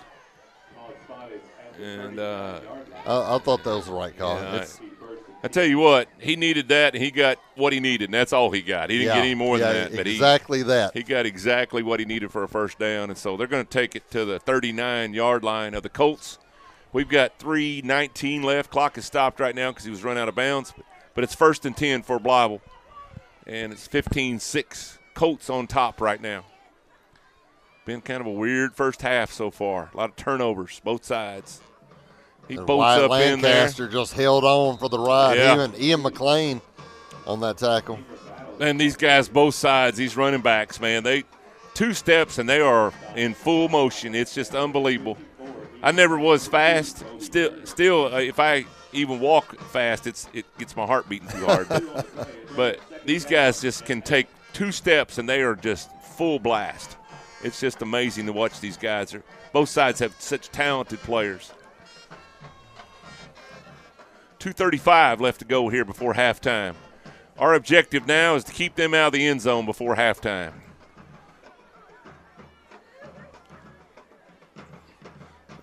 Oh, got him in the back. Oh, they got him this time. Yep. Wrapped him up. Kylan has had really good football games last few weeks, and every week, I think if I could pick anybody that's been improving every week, it would be Kylan Sanders. I agree. Every week he improves, and he's going to be back. I mean, we're losing 18 seniors, y'all. 18 seniors. This class here is going to be remembered. They have set so many records, and we don't know what all they're going to accomplish yet. The best may yet to become. May yet come. We're back to 3rd and 10 after Kylan Sanders tackle for a loss right there. So big play. Yep. 3rd and long. Just a minute 39 to go before half. You got to think of pass right here. Got to think of pass. Put some heat on him. Oh, he's going to get up in the middle, but they've got him. Jeb Brigance ran him down. Well, they come to number 5 side that time, but they got a nice block out there on Wyatt. Yeah. And Jeb was there to get the back spin. They initially blocked Jeb out of the play, and Jeb stayed with it, came all the way back. When he tried to make a cut, we were sitting right there. Yeah, he come back to Jeb, and Jeb was ready. That's why you can't give up on a play, because you can't say, well, the play done left me. It may come back to you, so you got to be ready. You got to break down, make the tackle, and that's what we did. So it brings up 4th and kind of medium to long, I guess you'd say. Yeah, the clock's still 4th rolling. and 5. Clock is running, and we're under a minute now, 50 seconds. It's going to be under 45 seconds before they snap this ball. So I got to think they're going to throw it. Yeah, they're going to go for the end zone right here. I think they're going to try to throw a Hail Mary, I believe. No, they're going to hand off. That shows what we know, and he's not going to make the first down. No, didn't make it. No, it's going to be first down Colts. It's going to be he slipped off Wyatt Lancaster, and Kieran Morris and Marcus Slayton made the tackle. Nice play, guys. Nice stop. Our defense starting to rise to the top, man. They've stopped them now about 2 or 3 times in a row. Yeah. They've stripped out the ball one time, and then they've stopped them a couple other times. And that Blytheville offense is starting to bog down a little bit, and that's because of those guys in the red shirts out there. They're doing a great job on the defensive side. Well, and you don't want to do anything crazy here on our side of the field. Yep. You're hoping you can just break one. Yeah, we're just going to try a handoff here to Kobe Turner. That's not a bad thing. But they sure are keying on number 2 right now. Oh, yeah. They're determined not to let him get his 13 yards of carry tonight as he's averaging on the year. I think that's going to be the last play of the half. 20 seconds, 15 seconds, and everybody's just kind of standing around. I don't know. We might burn one more. Everybody's up at the line. They can let it run out if they want. But we're going to snap it one last time here. Yeah, Mike Rayner's going to see what he can get. Just hadn't been any room to run so far. Yeah. For Kobe Turner after they've started keying on him. And that's going to be halftime. Colts are going to take the lead to the locker room, 15-6. Kind of an interesting first half. We've had turnovers. We've had 3. We've had 2 interceptions. We had a fumble. And then on the Blytheville side, they've had an interception. They've had a fumble. And we have made bank on their fumbles, their turnovers. We have been able to protect and not give up scores on our turnovers, except one, I think. The first one they scored on was an interception deep in their own end. But we're going to go to halftime, and we are going to let the mic roll here for the band and the cheerleaders. But on Monday, I'll brag a little bit. My daughter's in the band, Annie, and we went to Little Rock for the state championship. And they come away, guys. They defeated some of the biggest bands in 4A, Arkadelphia, Pottsville. Arkadelphia had won the state championship 7 years in a row. And on Monday, your Rivercrest Colt marching band become the state champions for the first time ever. I was talking to Hunter Durham, their leader, and Sebastian Isom. And 7 years ago, when those two guys took over our program, we scored dead last in the whole state in the state tournament in band scores. Here within 7 years, they brought us from worst to first. And those guys deserve a whole lot of thank you when you see them around campus and uptown. Also, Matt Wynn helps a lot with the percussion, and the lady that helps with the flags, I'm trying to think of her name, but she does a really good job. And forgive me for not remembering her name, but they'll be up here in a minute. Here comes your cheerleaders. So I'm going to jump off here. We'll put a mic up where you can hear them, and you guys enjoy halftime. We'll be back here in about 20 minutes.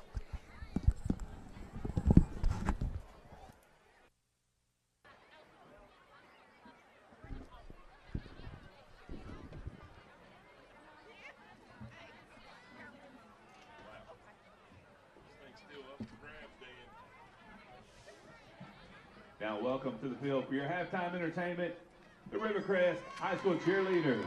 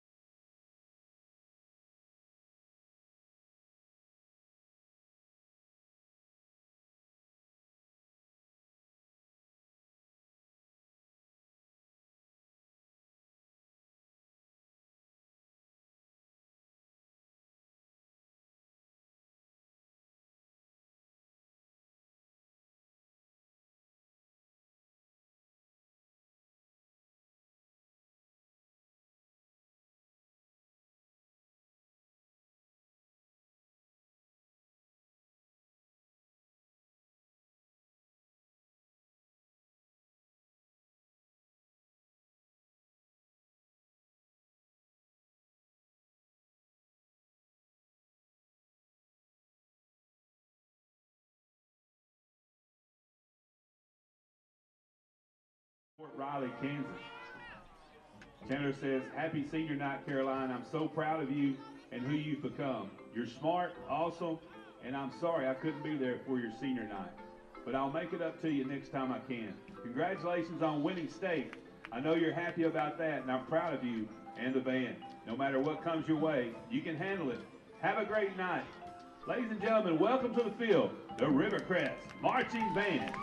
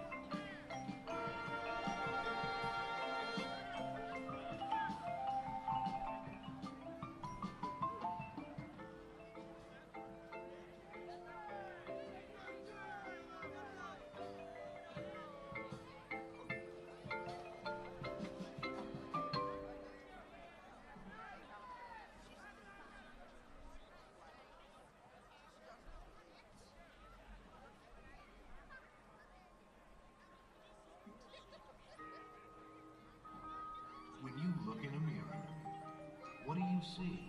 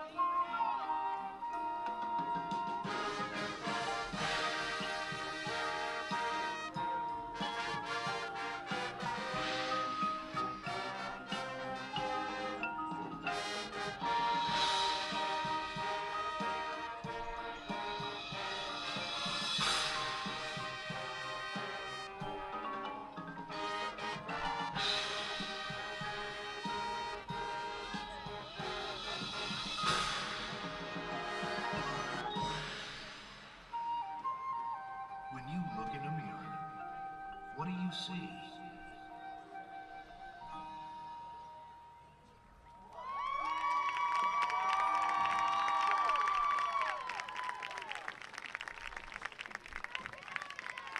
Ladies and gentlemen, your 2023 state champion marching band.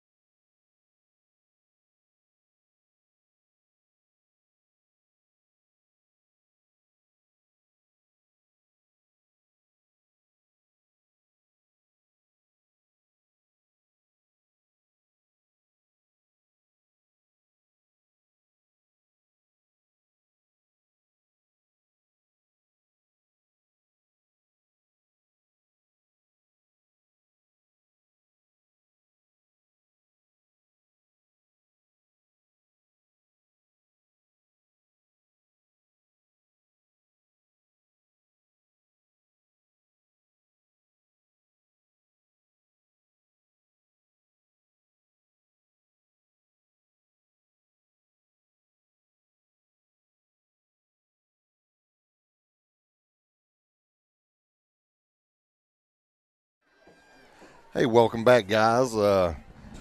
Just about to come out of halftime here, and the Colts are up 15-6 at halftime. Blytheville got on the board first with a 21-yard run by Courtney Rogers. We had him wrapped up in the backfield. He got away. We kind of gave up on the play, and he went 21 yards. We did stop Tim Brown short on a two-point conversion. Blytheville took a 6-0 lead.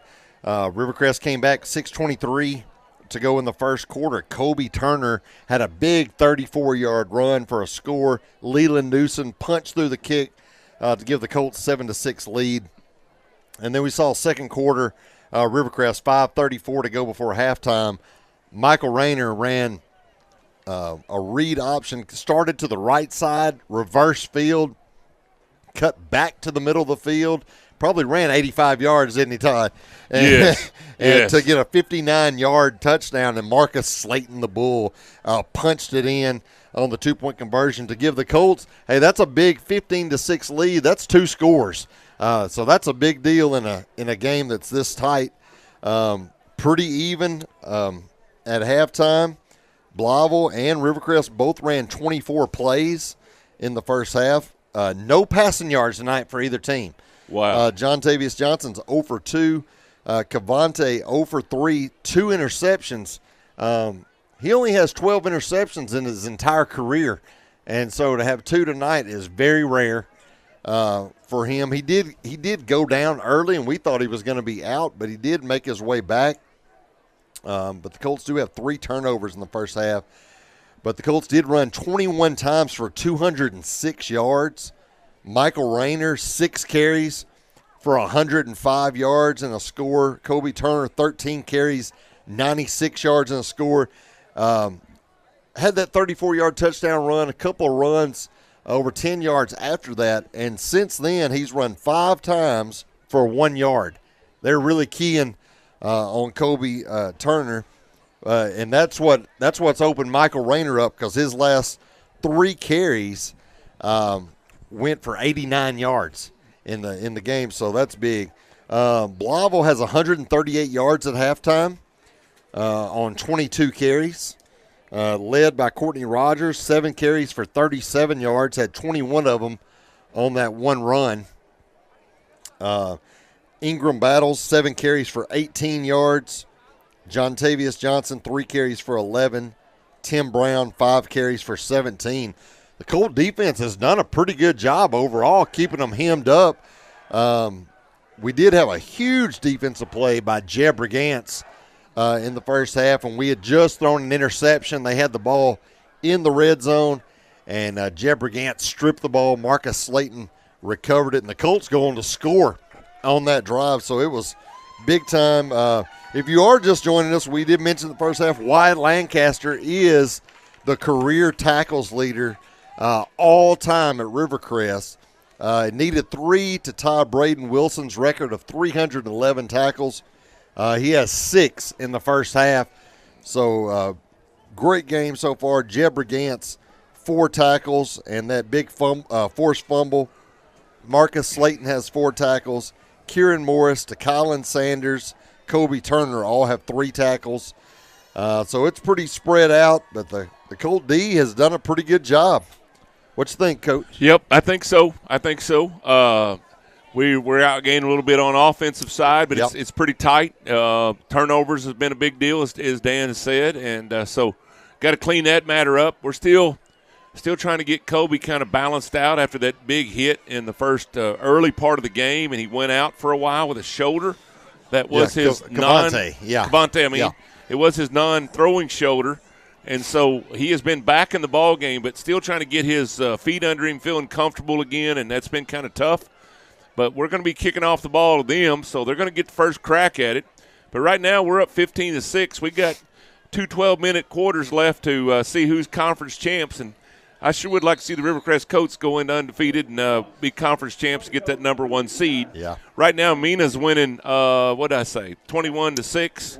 At halftime, I think, somewhere along in there. Over Waldron. They're beating Waldron, so that would be our opponent if we can finish out and win and get the number 1 seed. But we got 24 tough minutes of quarters here to grind out, and so let's see how we do. I always love after halftime. Seems like we make good adjustments. Yep. And been a good second-half team all year. We've been a good second-half team all year. That's a good point, and so let's see what happens right here as we kick off. Mr. Rayner kicking off. Need to continue covering well on special teams, because they've come close to really breaking some long ones. Yep. Kicked down to about the 17-yard line, taken by Ingram Battles. Mr. Battles with the ball. Wrapped up by Jacavion Williams. Yep. Nice coverage there on the kickoff, and they're still going to get pretty decent field position. They're about the 33-yard line, and they are going to start right there for the Blytheville Chickasaws. We welcome you in to Cortez Kennedy Field. Maybe you're just getting in from work or in from grocery shopping or getting you a pizza down at the pizza place or whatever. And so it's been a kind of a nip and tuck first half, a lot of penalty flags and things like that. So we'll see if it's a little smoother this second half, and hopefully it'll go the Colts' way here when we all get said and done here. Definitely was a disjointed first half. Yes. There's the snap. There's the handoff to number 2. That's Brown. Mr. Tim Brown. To Colin Sanders, just held on to him. Did a good job stripping it. But to Colin, I think. Did the ball come loose? It had to come loose. Because number 16 recovered. You can't fumble the ball forward, though. So I'm not sure.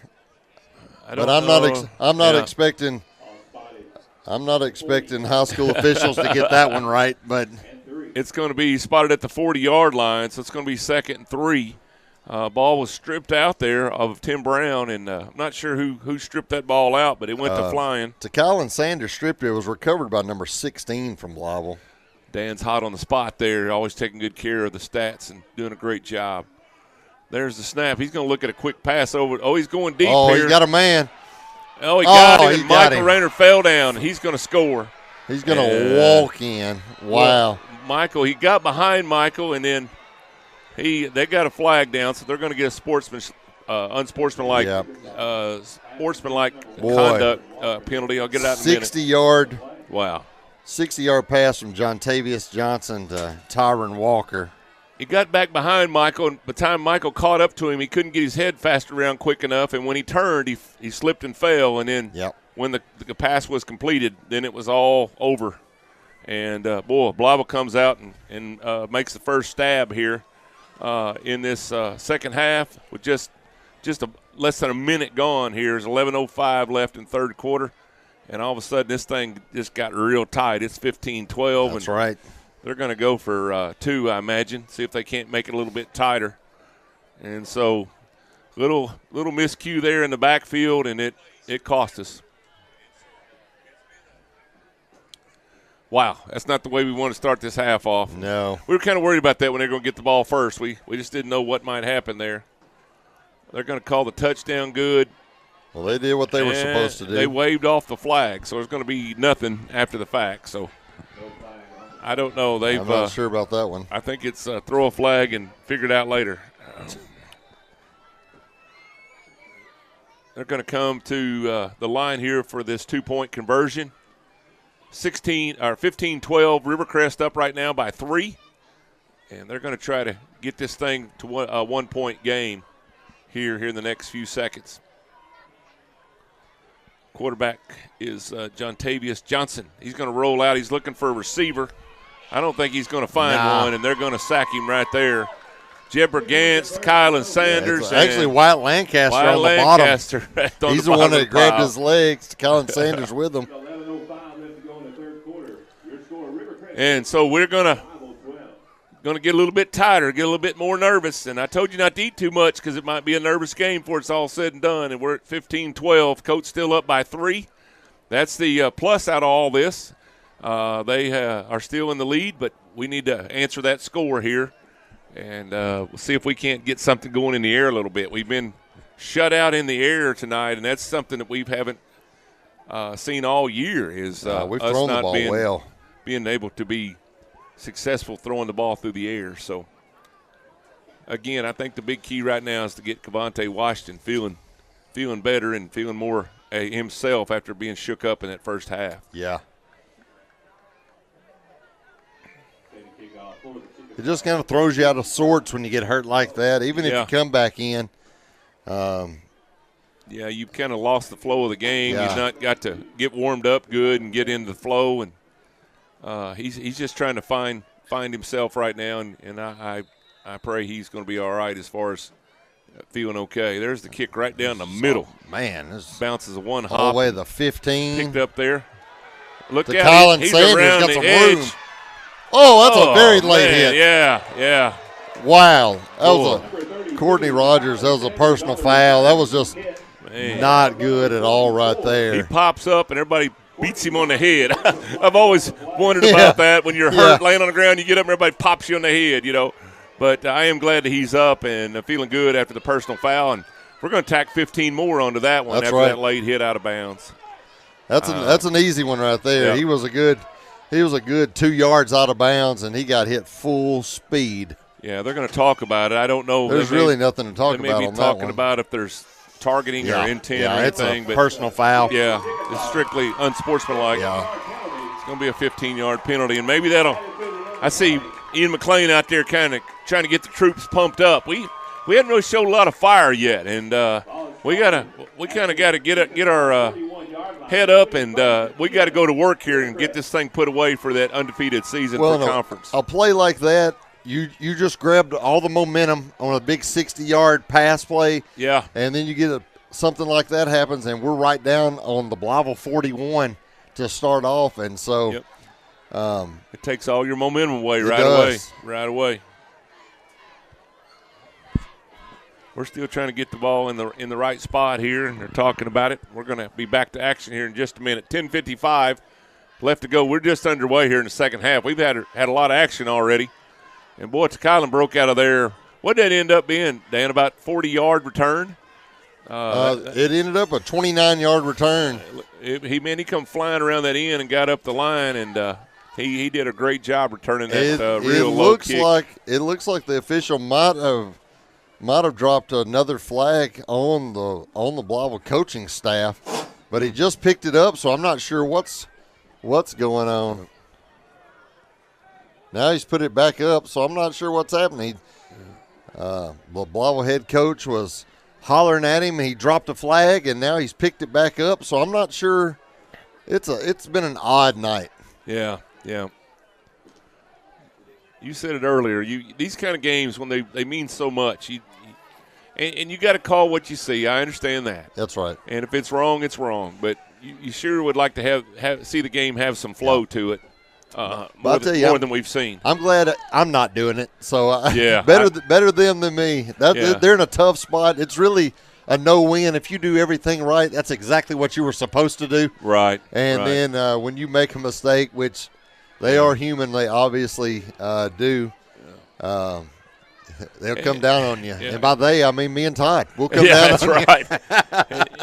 And they're going. You're going to see the game through your team's glasses. It's just the way it is. And there's no bones about it. We are part of Rivercrest Athletics, and we want to see the Colts do really well. Okay. Sideline warning is what it's going to be. He's been out on the field some, but I mean he's just trying to coach a game. You know, it's a big game, and I mean having some emotion, I like it.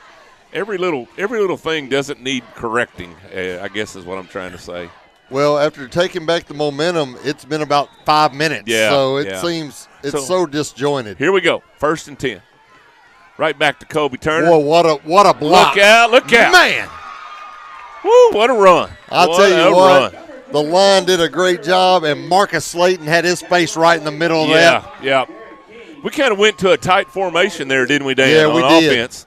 And, man, when they blowed that first line hole up, there wasn't a whole lot left but green grass, and so that was sweet. That was just a man-up, smash-mouth football right there. Same thing again. And and they are trying to strip the ball. Yeah, not quite the same result, but he's still going to pick up about 3 maybe. Yeah, about maybe 4, all the way down to the 11. And Colts are moving the ball. That was a big first run there, I tell you. That just puts them right back where they need to be. That's a tone setter right there. Yes.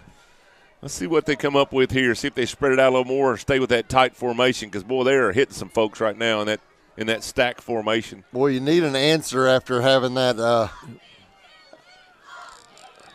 Somebody moved. Yeah. Is there a flag? Oh, goodness. Yeah. Yeah, our guy just stood up and turned around. Sometimes it wasn't for bad luck. We'd have no luck at all. It's going to bring up a 2nd and 11. Yep. Yeah, you just don't want to get 2nd and third. We were lined up, and then we tried to switch up what we were going to do, and it kind of threw everybody off right there. Mark is stacked over to the right. We'll go right in behind him, and that's what he's going to do. And he's going to kind of get back up to where we were before the penalty. Going to get back just shy. We're going to be at the 12-yard line. Yeah. 3rd and 7, 4-yard run by long 7. It's short big, 8. It's a big couple downs right here. I think we're going to go for it if we don't get it, but I'd like to see us go ahead and score here on a 3rd down. But yeah, you're this close. Yeah, you're probably going to go for it on 4th if you don't make it here, but you sure would like to make it way more in your favor here than 3rd and long. There goes Marcus moving over. Look to go left here, and that's where he goes, and he's going to be stood up. He's still trying to run. He's going to get some money out of it, but he's going to get to the 10-yard line. Just to pick up a 2. So it's going to be 4th and 5. So I think we'll probably see a. Yeah, he tried to go to the hole and actually got hit from the side by Marcus Slayton. Yeah. And knocked him off balance. We'll probably see a hard count here where they'll try to draw him off, see if we can get a free 5, and then that's right. Then we'll back off and probably go ahead. we'll see what they do here. They may just go with first sound. Yeah, nobody moved there. We're back in. Here we go. So a little option. Yep. He's got some room. Look out. He's going to score. He's in there. Touchdown. Man. Kobe Turner. Wow. 4th and 5, and he takes it in from 10 yards out. Wow, man, that's a big play right there on 4th down. Put a circle around that one, and we'll be talking about that a little bit later because they had us wondering right there, man. Kobe Turner comes out on the option, just steps into the end zone, and, man, he always just creeps in right by the pylon, and I like that. But 6 points for the boys in the red, and we're back up with a little bit bigger lead now, 21-12. There we're going for 2. There's Marcus he just waylaid some guy.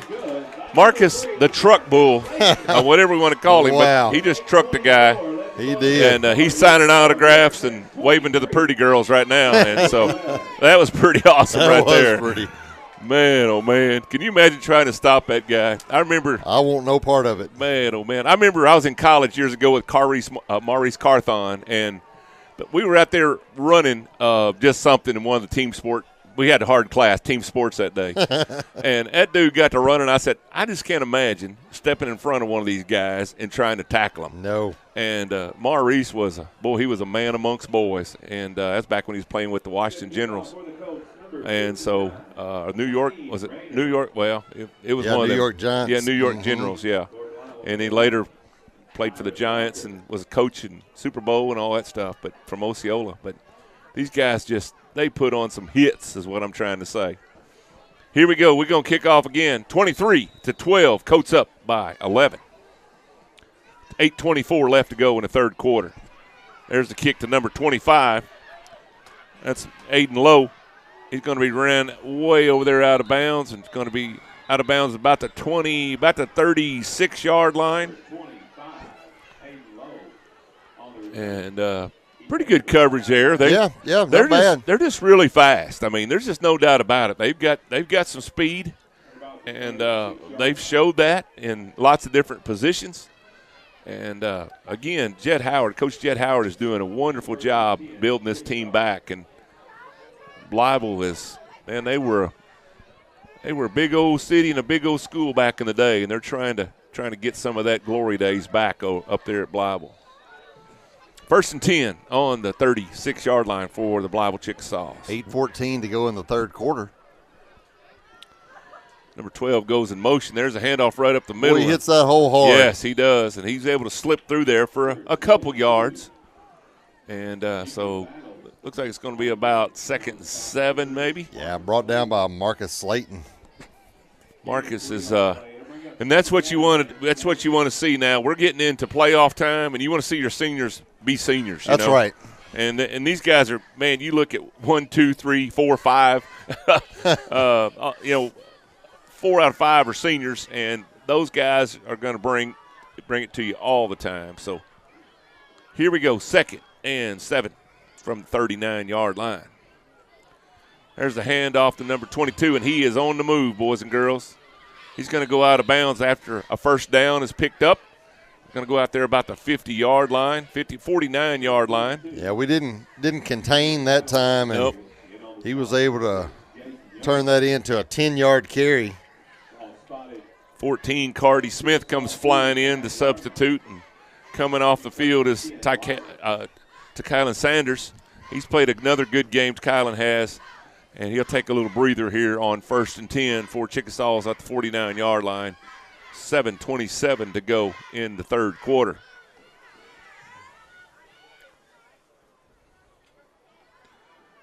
He's going to keep it this time. We didn't keep contained. Man, he did a real nice job on that fake. Yeah, he did on the fake. Yeah. He ran inside, and he's going to be knocked down there by Michael Rayner.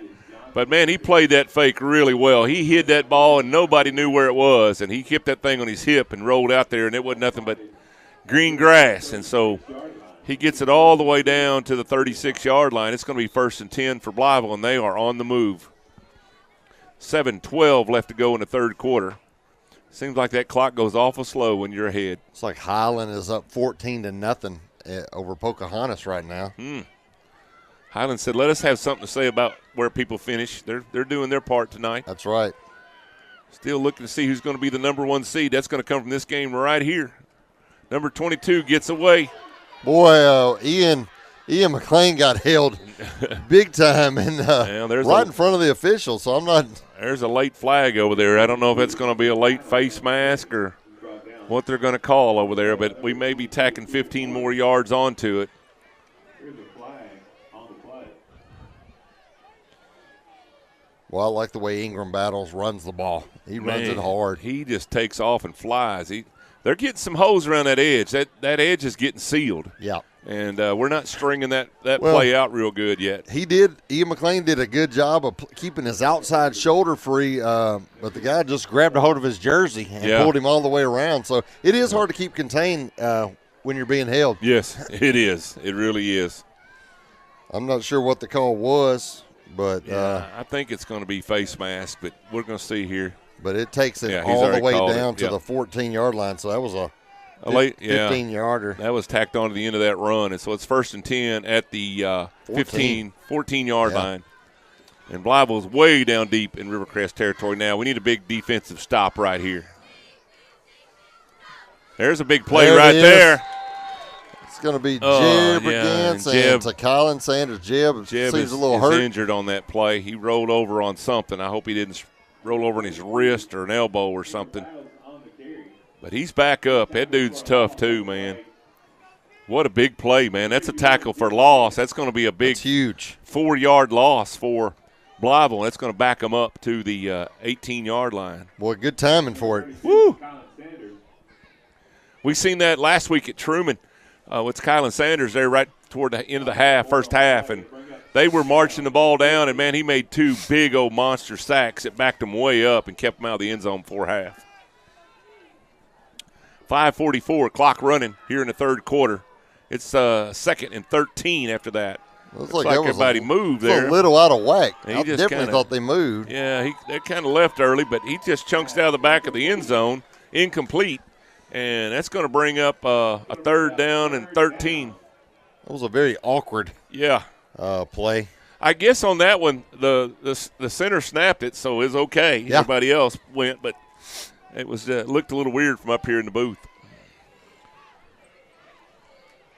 Appreciate everybody watching in here. It's going to be fun now, boys and girls, for the next few weeks, and we're looking to see how far we can run this year into the state playoff as we look to make it our 14th straight year into state playoffs. There's a snap, and he's going to get caught up right there, and so they're making some big plays right now. Nolan Williams and Marcus Clark. Yeah. Quinshawn Perry kind of come out of there, bouncing a little bit on that foot. He kind of twisted an ankle just a bit, but he's going to stay in. That dude's tough as nails, too. It's going to be 4th and long right here. That's actually going to be at the 20. That's going to be for a loss. Yep. Yeah, defense, ever since we've called them to step up, they have, and it's went backwards ever since. So, big stop here. They had the ball all the way down to what, the 11, 9, something like that? Yeah. So, big stops here. Let's see what the defense can do here. This is a big play right here. Yeah, you know they're going to throw it. Yeah, I think they're going to throw it right here. They're far out on 4th down. The middle of the field is a little open. Yeah. Tried to run a screenplay, and Kobe sniffs it out. Yeah. Man, good play by Kobe Turner. What a great play by the defense. I'll applaud that. And Kobe Turner and Jaden Young right there to bring down Tim Brown. Boy, just when you think Blytheville's about to come on down and score again, that big Colt defense said, Yeah. And, man, that's a big old stop, boys and girls. And stand up out of them recliners and give them a hand right now because they did a great job right there. 4:31 to go in the third quarter here at Cortez Kennedy Field, right off of I-55. Every once in a while you'll hear a big truck go by and honk. They just love honking at the football game. I don't know why, but they do. But this is a very unique venue here right on the interstate, and people traveling all over the country coming by the field tonight, and it's good to be inside watching this big matchup for the conference title tonight. A little confusion. Yeah, this is when you tell your offensive lineman, hey, if you whip the guy across from you, we win this game. That's right. We win the conference championship. Yep. So you just need them to do their job, and they've done a good job. did a great job on the last drive. Right. And now he throws a flag, so I'm not sure. It's going to be a personal foul. I think he was over there talking to the coaches again on the Blytheville side, and he come across there, and he is just not happy with what's going on over there. And so he marched out, threw a flag, and they're going to mark it back 15 more yards, or mark it up for us 15 yards, and we're going to get better field position than we thought. Well, this makes back-to-back drives. That Blytheville started the drive with a big 15-yard penalty to help us out, and that's just – it's one of those situations in games like this, you definitely don't need to help the other team in a conference championship matchup. And apparently they're writing a 131 essay now on their notebooks because this is taking a while. Oh, I kept waiting for them to mark it off, and they were both writing stuff down back there. It'd be all right if we could keep the clock running during all this. Yeah. It's going to bring it up to the 31-yard line. Yeah. Colts are going to have really good field position, and we're going to take over there 1st and 10. Once again, 4:31 in the third quarter left, and it's 23-12. Colts up 11 as we wind down here in this third quarter, and we're getting close to this last quarter to see who's going to be conference champions this 2023. There's Mike with the ball. Michael Rayner.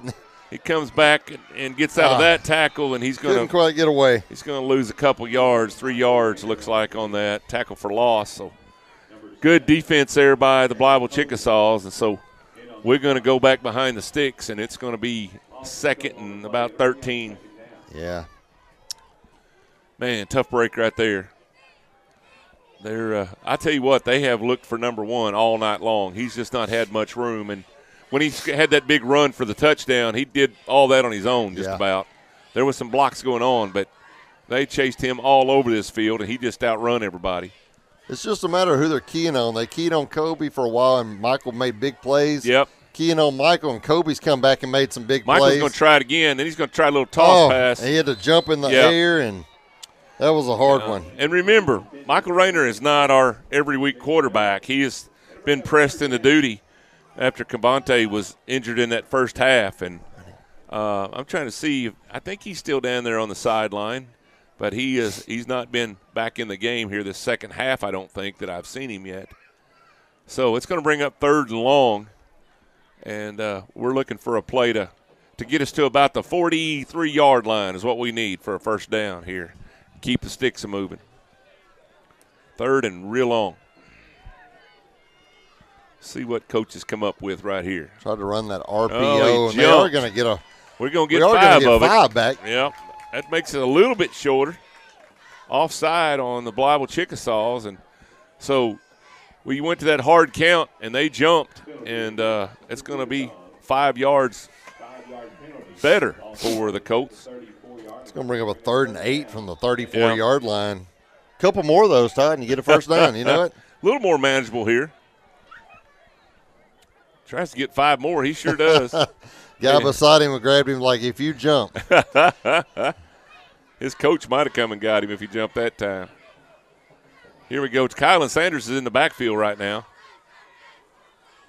Here goes Mike. He's got a hole, boys and girls. When he puts that foot on the ground, he usually has a hole. He did exactly what we needed. He got up to the 50-yard line, and we're going to have a first down right there for the Colts. And I tell you what, we got to give all the props to the offensive line right there. They blew a big old hole. Yeah. And when he did plant that foot, you could drive a truck through it. So needed 8, got 16. Yes, great job offensive line there. We're giving you some props right now. Y'all did a great job. Looks like the same kind of play that we ran at 4th down for the touchdown to Kobe earlier. And the guy kind of drifted out with Kylan and left a hole for Rayner. Yeah, that thing opened up pretty, and that's going to be 1st and 10 from the 50-yard line. Good job. Keep the ball. There goes Kobe. Boy, if he makes it, that was a big time. I thought that was face mask easy. There's another shoe out there that's been thrown, and his whole head whipped around. Yeah, he sure did whip around. I don't know if he's trying to do a spin move like he does, or if he got his head jerked around. It was a 6-yard gain. Either way. Yeah, we'll take 6-yard gains all night. Absolutely. That'll take you to the conference title right there. That's right. 2:27 left. Clock running here in the third quarter. This game is going fast. Little double handoff right here up the gut. There's a face mask to Marcus Slayton. He's just going to bull his way for extra yards. Now there's the flag. And it should be a face mask. But yeah, he definitely grabbed hold of his face mask when he went by. Yeah, he's showing him a face mask, I think.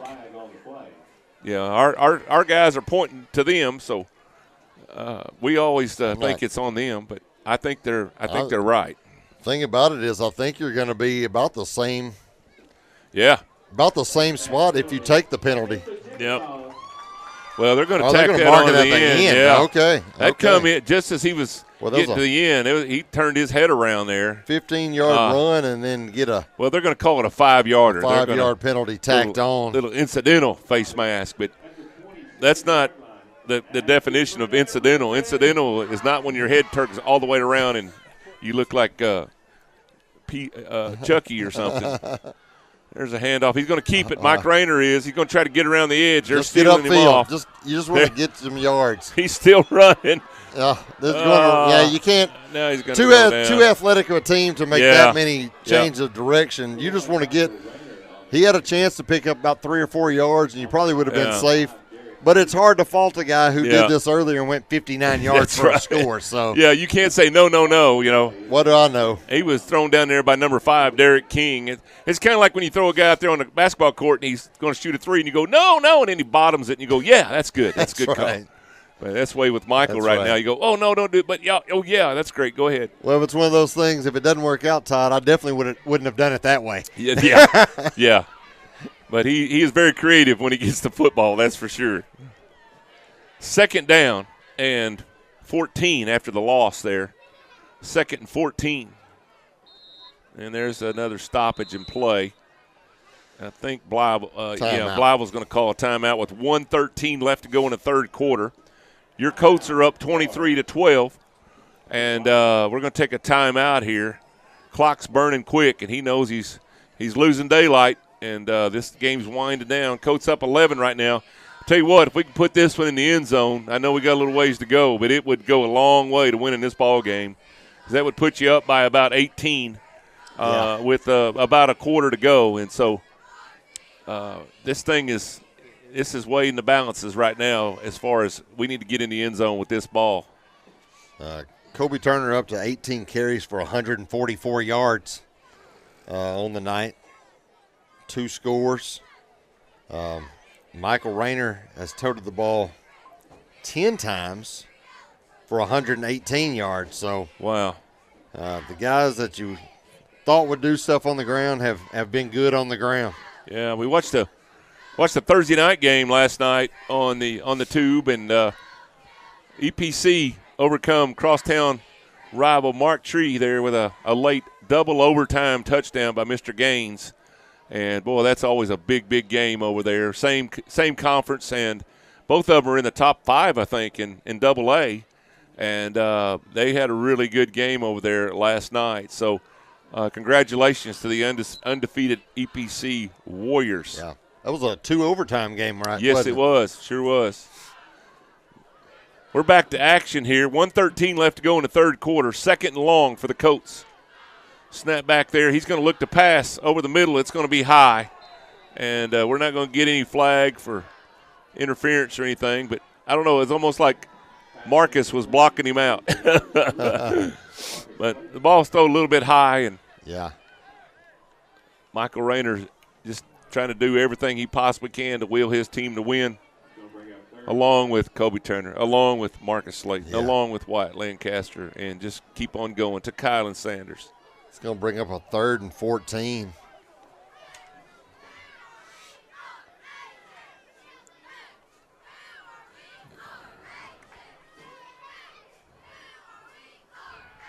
Oh, Buddha Harris had his man beat. We were already running the ball, though. Yeah.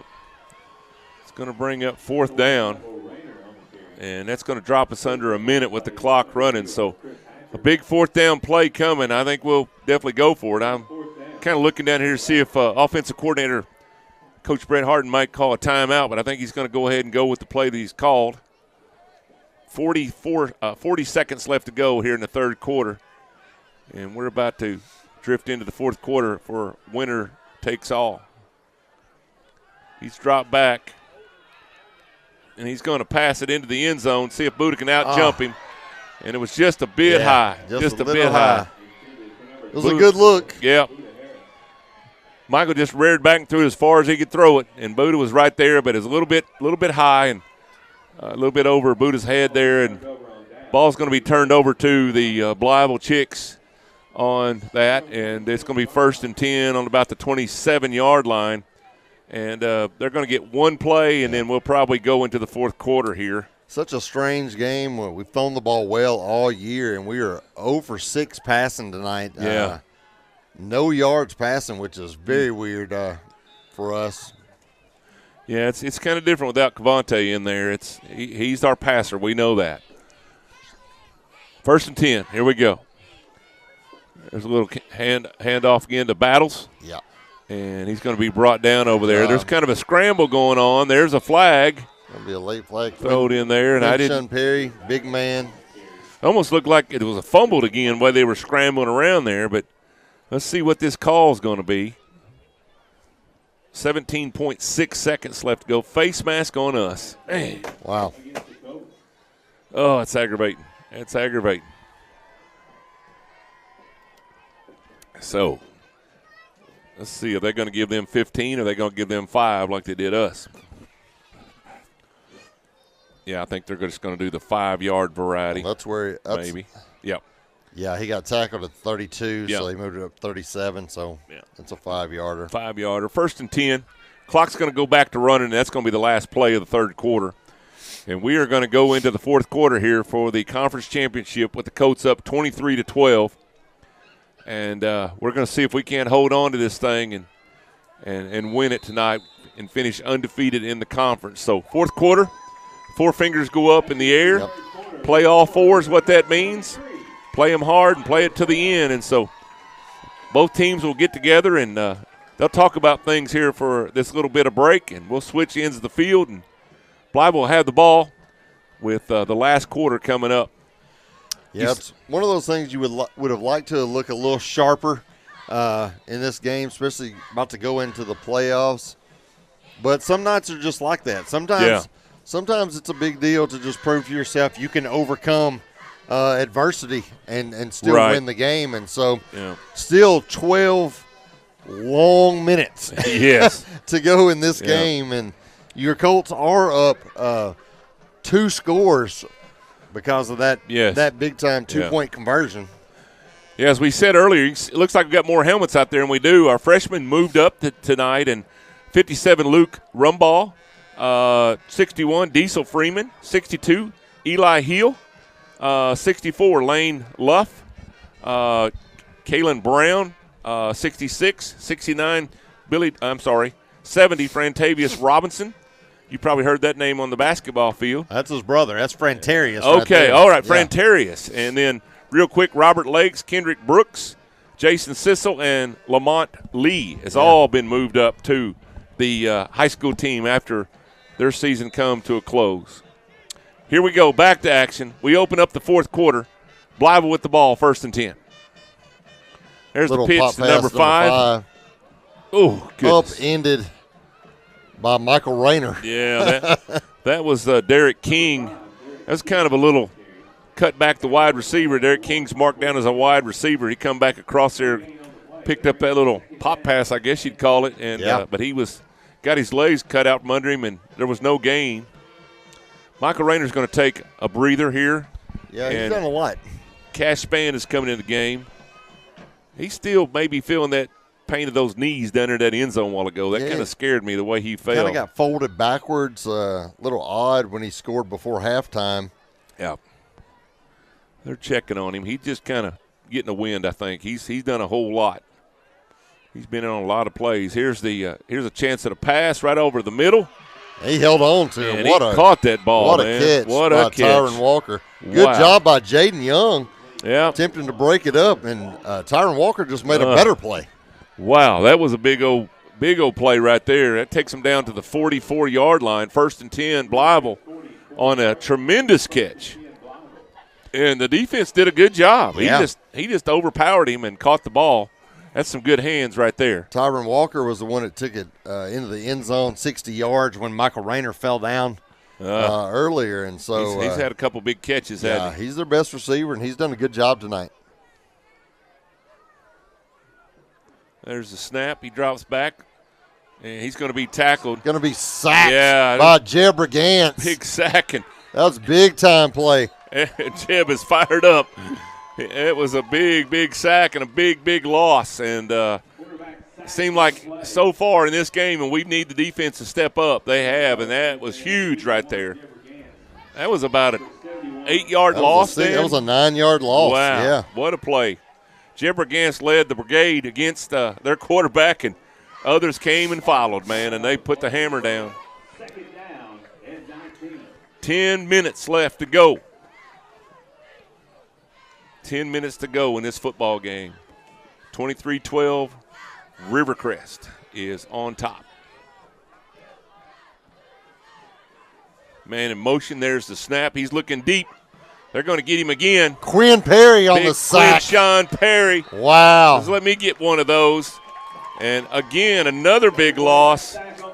And we have got them going the right direction, backwards. Back up the truck and turn on the beepers because they are backing them up. Third and about, 20, 22. Helped bring him down in on that. Yeah. In on that play, so. Scoreboard's got 3rd and 19 with 9:20 left to go in this game. Clock's running. Every second is precious right now for us and Blytheville, and we want it to go fast, and they're wanting it to go slow. Big couple plays right here, man. If we can stop them right here, this would be huge because they were moving the ball.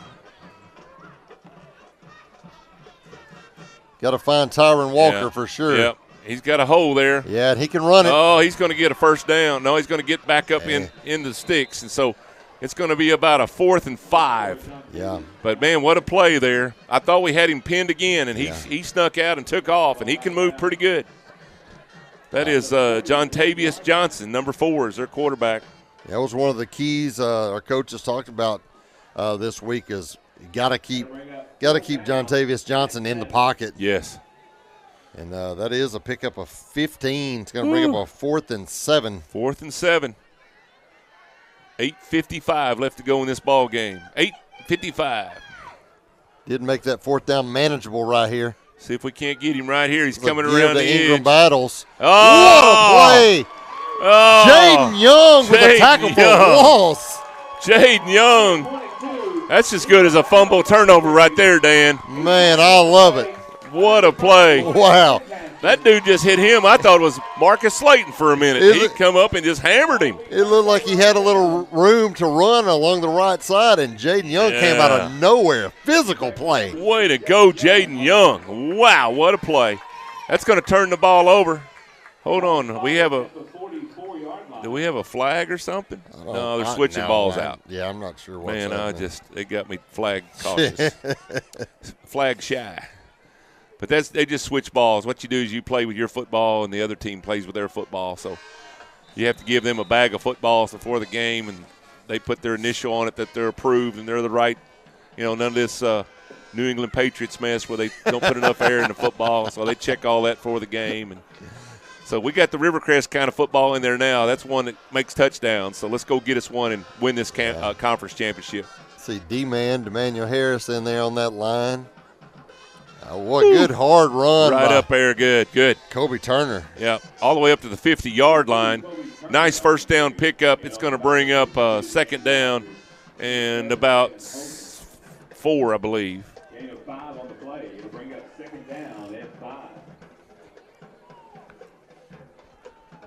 2nd and 5, what's the scoreboard? I do a lot of guessing on what we got to go. You can kind of tell that. But 2nd and 5, that's even better. And see if we can't. I thought he got up to the 50-yard line. We do have a more traditional look with Cavante back in. Oh, and he fumbles. No. They run the option, and the ball just never had a hold of it. Man, oh, man. Big turnover at midfield.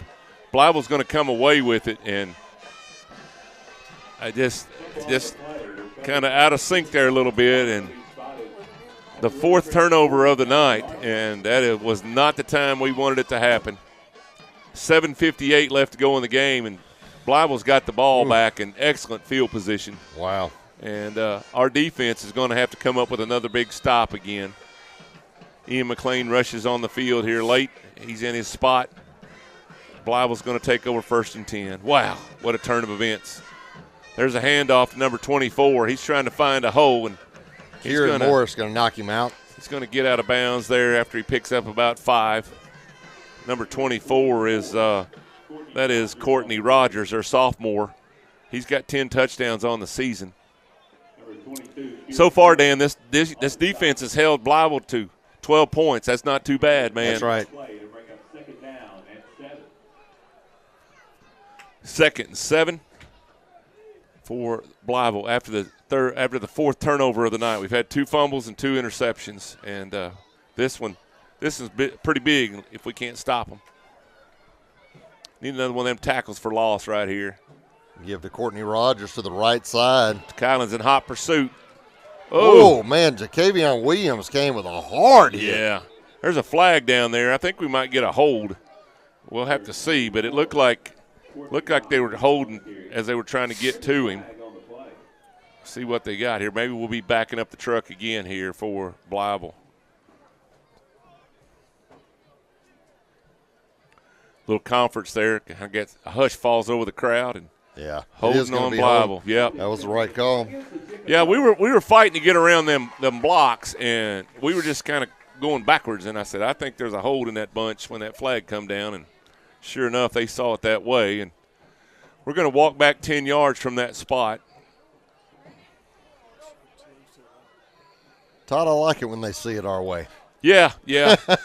They'll just listen to us. We're always right. That's my wife. I'm always right. She's listening right now going, yeah, all right. They're struggling to figure out what 10 yards is. Yeah. I do see that.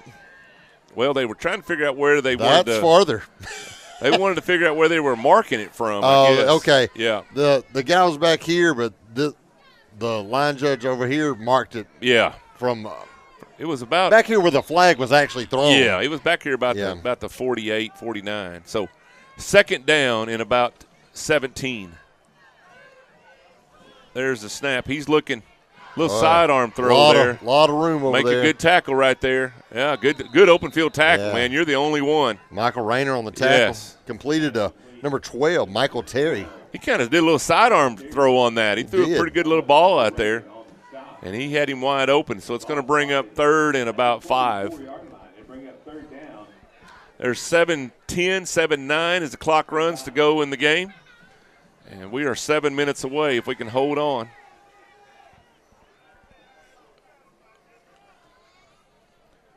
Kind of quiet out there. We appreciate y'all watching, man. These games are just going to get bigger each week now. And so if you can't make it out, we're going to be at home next week. And if this goes our way. Either way, we're going to be home. That's good to know. I like the comfy confines of home. He's looking. He's Boy, moving. Colin was trying to get through. He's stepping up. Here's a big pass. He's just going to chuck it in there. there. Like a punt. Whoa. Good job by Tyron Walker becoming a defender. Yeah, he had to turn into the defender because Mike Rayner was waiting on that thing to come down like a punt, and their wide receivers come back and knocked it down. Yeah, we know what he likes to do with punt returns. I would have liked to have seen him get a hold of that one and go. 4th down and 5. The defense the crowd needs to get up and make some noise right here. 6:32 left to go in the game. Looking for a big stop right here. Looking for somebody to make a big sack here in the backfield. One of those big tackles for loss right here would be nice by Jeb Brigance or Wyatt Lancaster or whoever we might think. Well, Colin Sanders has been really close the last couple of plays. Look out. Oh, he's just got away from Jeb. And he dropped it. That's all right. Wow. Wyatt Lancaster knocks it down. Yep. That's a turnover on downs. Man, oh, man. Another big stop by the defense after a turnover. And it's going to be first and 10 Colts from the 44-yard line. Great field position.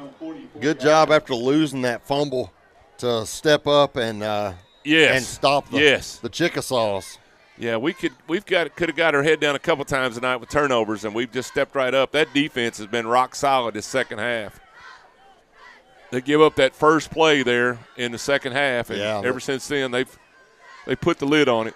Kind of a fluky play where we run into the guy and fall down. And I'm still looking for that touchdown to seal the deal right here. Had a little room right there. Look out. He's still going. Look at him, man. You ever watch one of them hamsters run on those wheels? That's what it makes me think of, man. It's like all the motion you can imagine is going on at one time. But that guy's always moving forward. That's a great thing. Yeah. Even when they've got him trying to tackle him, he's moving them feet forward, picking up yard and a half, 2 yards. He's before you know it. Up to 20 carries for 161 yards tonight. First and 10 for the Colts here as they cross over into enemy territory. Ball's on the 44-yard line. And, they're looking for the bow tie on this thing, on this championship. If you can put one on the end zone right here, in all likelihood, you're going to be the undefeated conference champs for 2023. That would just about be the dagger, yeah, I would think so. 5:45 left to go, y'all. Here's a snap directly at Kobe Turner. He's going to step up in there again. And that dude's just running like a freight train right now. He's like a tank bogging his way through. And that offensive line looks like it has a little spark again. Yeah, I think we're starting to kind of wheel our way on them, and that's what you want. You want to wear them down. By this time of the game, you want to be dominating that other line. Blytheville sending in some fresh troops. Number 75 comes in for Blytheville. That's Tyrone Davis. Yeah. Blytheville has a big offensive and defensive line. Yes. 5:03. It's going to be under 5 minutes when we snap the ball next. 10 seconds on the play clock. And the clock is definitely on our side right now. So the clock is our friend. There's a snap to Kobe Turner. Wow. Is he going to get a first down? It's going to be close. It's going to be close. Number 78 was down on that play. Shook up just a little bit. Now he moved it back a yard. Who keeps changing jerseys on us? I already know by now. Number 78. That's a first down. Yeah. Nolan Williams is 78. He kind of shook up on that last play a little bit. Kobe up to 171 yards rushing. I think he finally decided to go with 78 rather than 44. Yeah. It sure does. He may have to wear 78 to play on the line. It does a play-by-play guy good to keep the same jersey the whole game. There he goes, Kobe Turner up the gut. Boy, he's running hard. He's just steady getting 5, 6, 5, 6. Kobe Turner's like, give me the ball, and I'll get that. We'll get that conference championship. Starting to have flashbacks to War Memorial Stadium. Mr. Tay Robinson come in that second half after being out several weeks and just started running 6 yards, 5 yards, 10 yards. And those poor Junction City boys could not stop him that night. That was a thing of beauty. We went on to win the state championship, and, man, I've got my eyes. I'm dreaming of a white Christmas with a trophy for these boys. I hope they do well in the playoffs. 3:28, guys. We are marching. I tell you what, might as well just march on there and drop it in there with about 50 seconds to go in the game, seal the deal. That sounds great. There's another handoff up the middle. He got another extra yard because he sat on top of a guy for a yard. How many yards he got now, Dan? He's up over 150? Let me see where they've he's had to earn every one tonight. It's been hard. They marked him about the 23, pick up a 4. Yeah, another first down. That's what he's doing right now, just picking up first down after first down. Yeah, he's actually got 24 carries for 182 yards. Wow. So yeah, it's not come 13 at a time tonight. You know, last week was 191 after 9 carries. So he had a few times early where he had some big runs, had a good run to start the second half. But then it's all been tough sledding since then. Right now, hold on to the football and run this 2:43 off the clock. 2:40 left to go in the game here, folks. Hand off to Marcus Slayton up the middle. Here comes the bull. Just dragging people. Yeah, let me find somebody to hit. That dude, he don't look for an open spot. He looks for somebody to run over. And, man, great play there. Second and short. Going to be about 2nd and 2.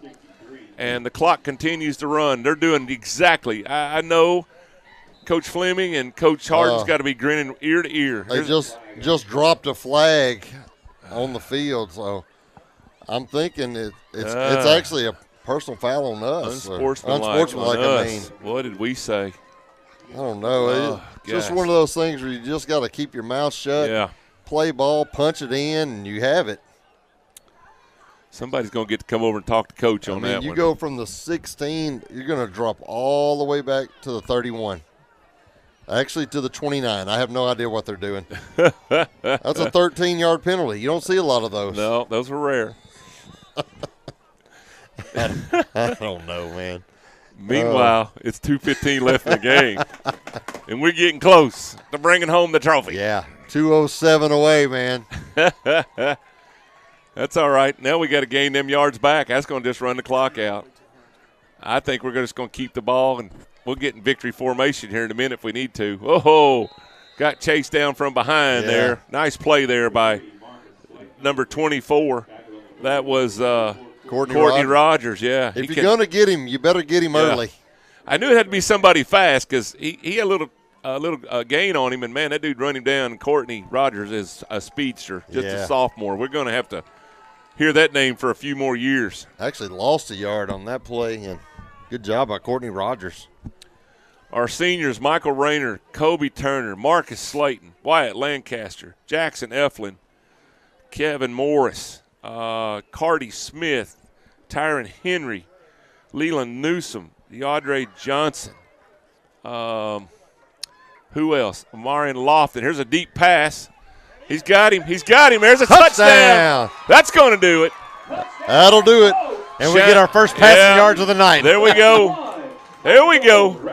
Shine the trophy and put the Colts name on it. That's a touchdown, Colts. 1:04 left to go in this game, but that's going to be an end to the conference season, and Colts are going to win this thing. As I continue talking about our seniors, Jeb Brigance is a senior. Ian McLean is a senior. Jared Robertson's a senior. Josh Johnson's a senior. Cruz Alaya is a senior. I'm messing that name up. Wesley Gray is a senior. Quinshawn Perry is a senior. All those were recognized tonight before the game. Here's the play. Marcus, he's 3 for 3, or 4 for 4, I think, on 2-point conversions. And Marcus Slayton takes it in, and we're 31-12. Mark Harden, we did what you said, buddy. We was going to roll today, and that's what we've done finally. It's been kind of a grinded out tonight, but when you look up the scoreboard, you think, man, this was easy, and it wasn't. It has not been easy at all. It is not. Blytheville has played really well, and we have turned the ball over way too much. But at the end of the night, we are going to be the undefeated conference champions of 2023. I like it. Man, oh, man. Wyatt Lancaster, I think I said his name. My sister's getting on to me from forgetting seniors way down on the beach. Mina is winning right now. We'll play right here at home next week. More than likely, we're going to play Mina, and they'll be rolling in here. What's Mina's mascot? You know, that's a good question. Yeah, I forgot to look. If you know Mina's mascot, just send that to us. But I usually know a lot of the mascots, but I don't know Mina's. We're going to try to find that out. We've got our high-tech man in the booth tonight. Clareman is with us, and he's our high-tech guy here at Rivercrest. We appreciate all he does to keep our internets and all that going, and he's looking up what a Mina is. A Mina Tigers is what I'd say. Look out. Blytheville said we ain't quite done. Brings him down. He about tackled him on the tee. That wouldn't have felt good. They're throwing the tee off, and nice return there.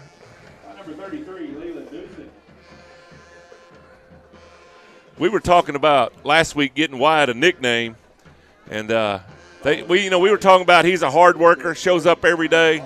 So I'm thinking Lunch Pail Lancaster. What do you think? I'm fine with it, as long as he keeps making plays, man. Because he brings his lunch every day and goes to work, man. He does have 9 tackles, 2 for a loss, and 2 half sacks. And the all-time tackle record. Yeah, that's right. Lunch Pail Lancaster. It's the Mina Bearcats is who we're going to be playing next Friday night in the first round of the state playoffs. As we wind the clock down, Blytheville's still trying to get him a score on the board, and he's going to get a fine gain down the 22-yard line. 45 seconds. I think it's going to be a little too late. Too little too late tonight. As I maybe yeah, it's one of those things that won't matter, but you definitely don't want them to punch it in again. No, you want to keep them at 12. Right now you're up about 19 points. Going to be time for about 2 more plays. They still have 2 timeouts left, Blytheville does, if they choose to use them. I'm sure they will. They're going to try to punch it in. Let's don't give up 2 yet. Let's keep them at 12. That's right. Quarterback rolls out, John Tavius. He's going to throw it down in the end zone. We're right there. I think we've just picked it off. He's going to be tackled in the end zone. Rayner. Michael Rayner said, let me just add an interception to my my illustrious stats tonight. And, man, that dude is something else. Michael Rayner, you know what we say, doing Michael Rayner things. Now there's a flag. Unsportsmanlike on Blytheville. And on both ways, so it's going to be offsetting. So I'm not sure what the big thing was that after the. I think so. I think it was after the interception. So. The big thing right now is just, man, keep your cool and don't do anything that would get you not being able to play next week. That's right. You don't want to be. You got the game. You've won the conference championship. You're talking on the scoreboard. Yep. And, man, we had an awesome crowd here tonight, senior night. And I'm not sure what we're doing here because it. Well, it looked like he pointed both ways, so it ought to be offsetting. Yeah, it ought to be our ball. He didn't throw a flag until the interception, so it should be our ball. Should be our ball on the 20, unless he pointed the wrong way. And now we're going to go back, and I guess we're going to take it half the distance. Well, I don't understand this at all. Okay. Maybe he pointed wrong, but I could have swore he pointed toward Blytheville first. And we're going to take – it is going to be our ball, though. Yeah, we're going to have the ball at the 10-yard line, and we're in victory formation. We're probably going to have to go through 2 timeouts, but I don't know if Blytheville will let it run or not. We're going to take a knee right there, and they're going to let it run out. And that's going to be the end of the football game. I don't see Blytheville calling a timeout or anything. They've cranked the clock, but there's less than 25 seconds now. And your Rivercrest Colts are going to be the 4-3A conference championship, 3-4A. I'll get it right in a minute. Man, oh, man, I get my tongue tied. I get too excited when we win. And they're going to be the conference champions, undefeated, 7-0. That's going to move us to, 8-2 overall? 8-2 overall. Our 2 blemishes we won't even talk about. We'll just talk about an undefeated conference season. They did season. come to the number 2 and 4 teams in 5A. That's right. So that was a tough non-conference. So we'll see a little different schedule as far as those games next year. But teams go out to shake hands.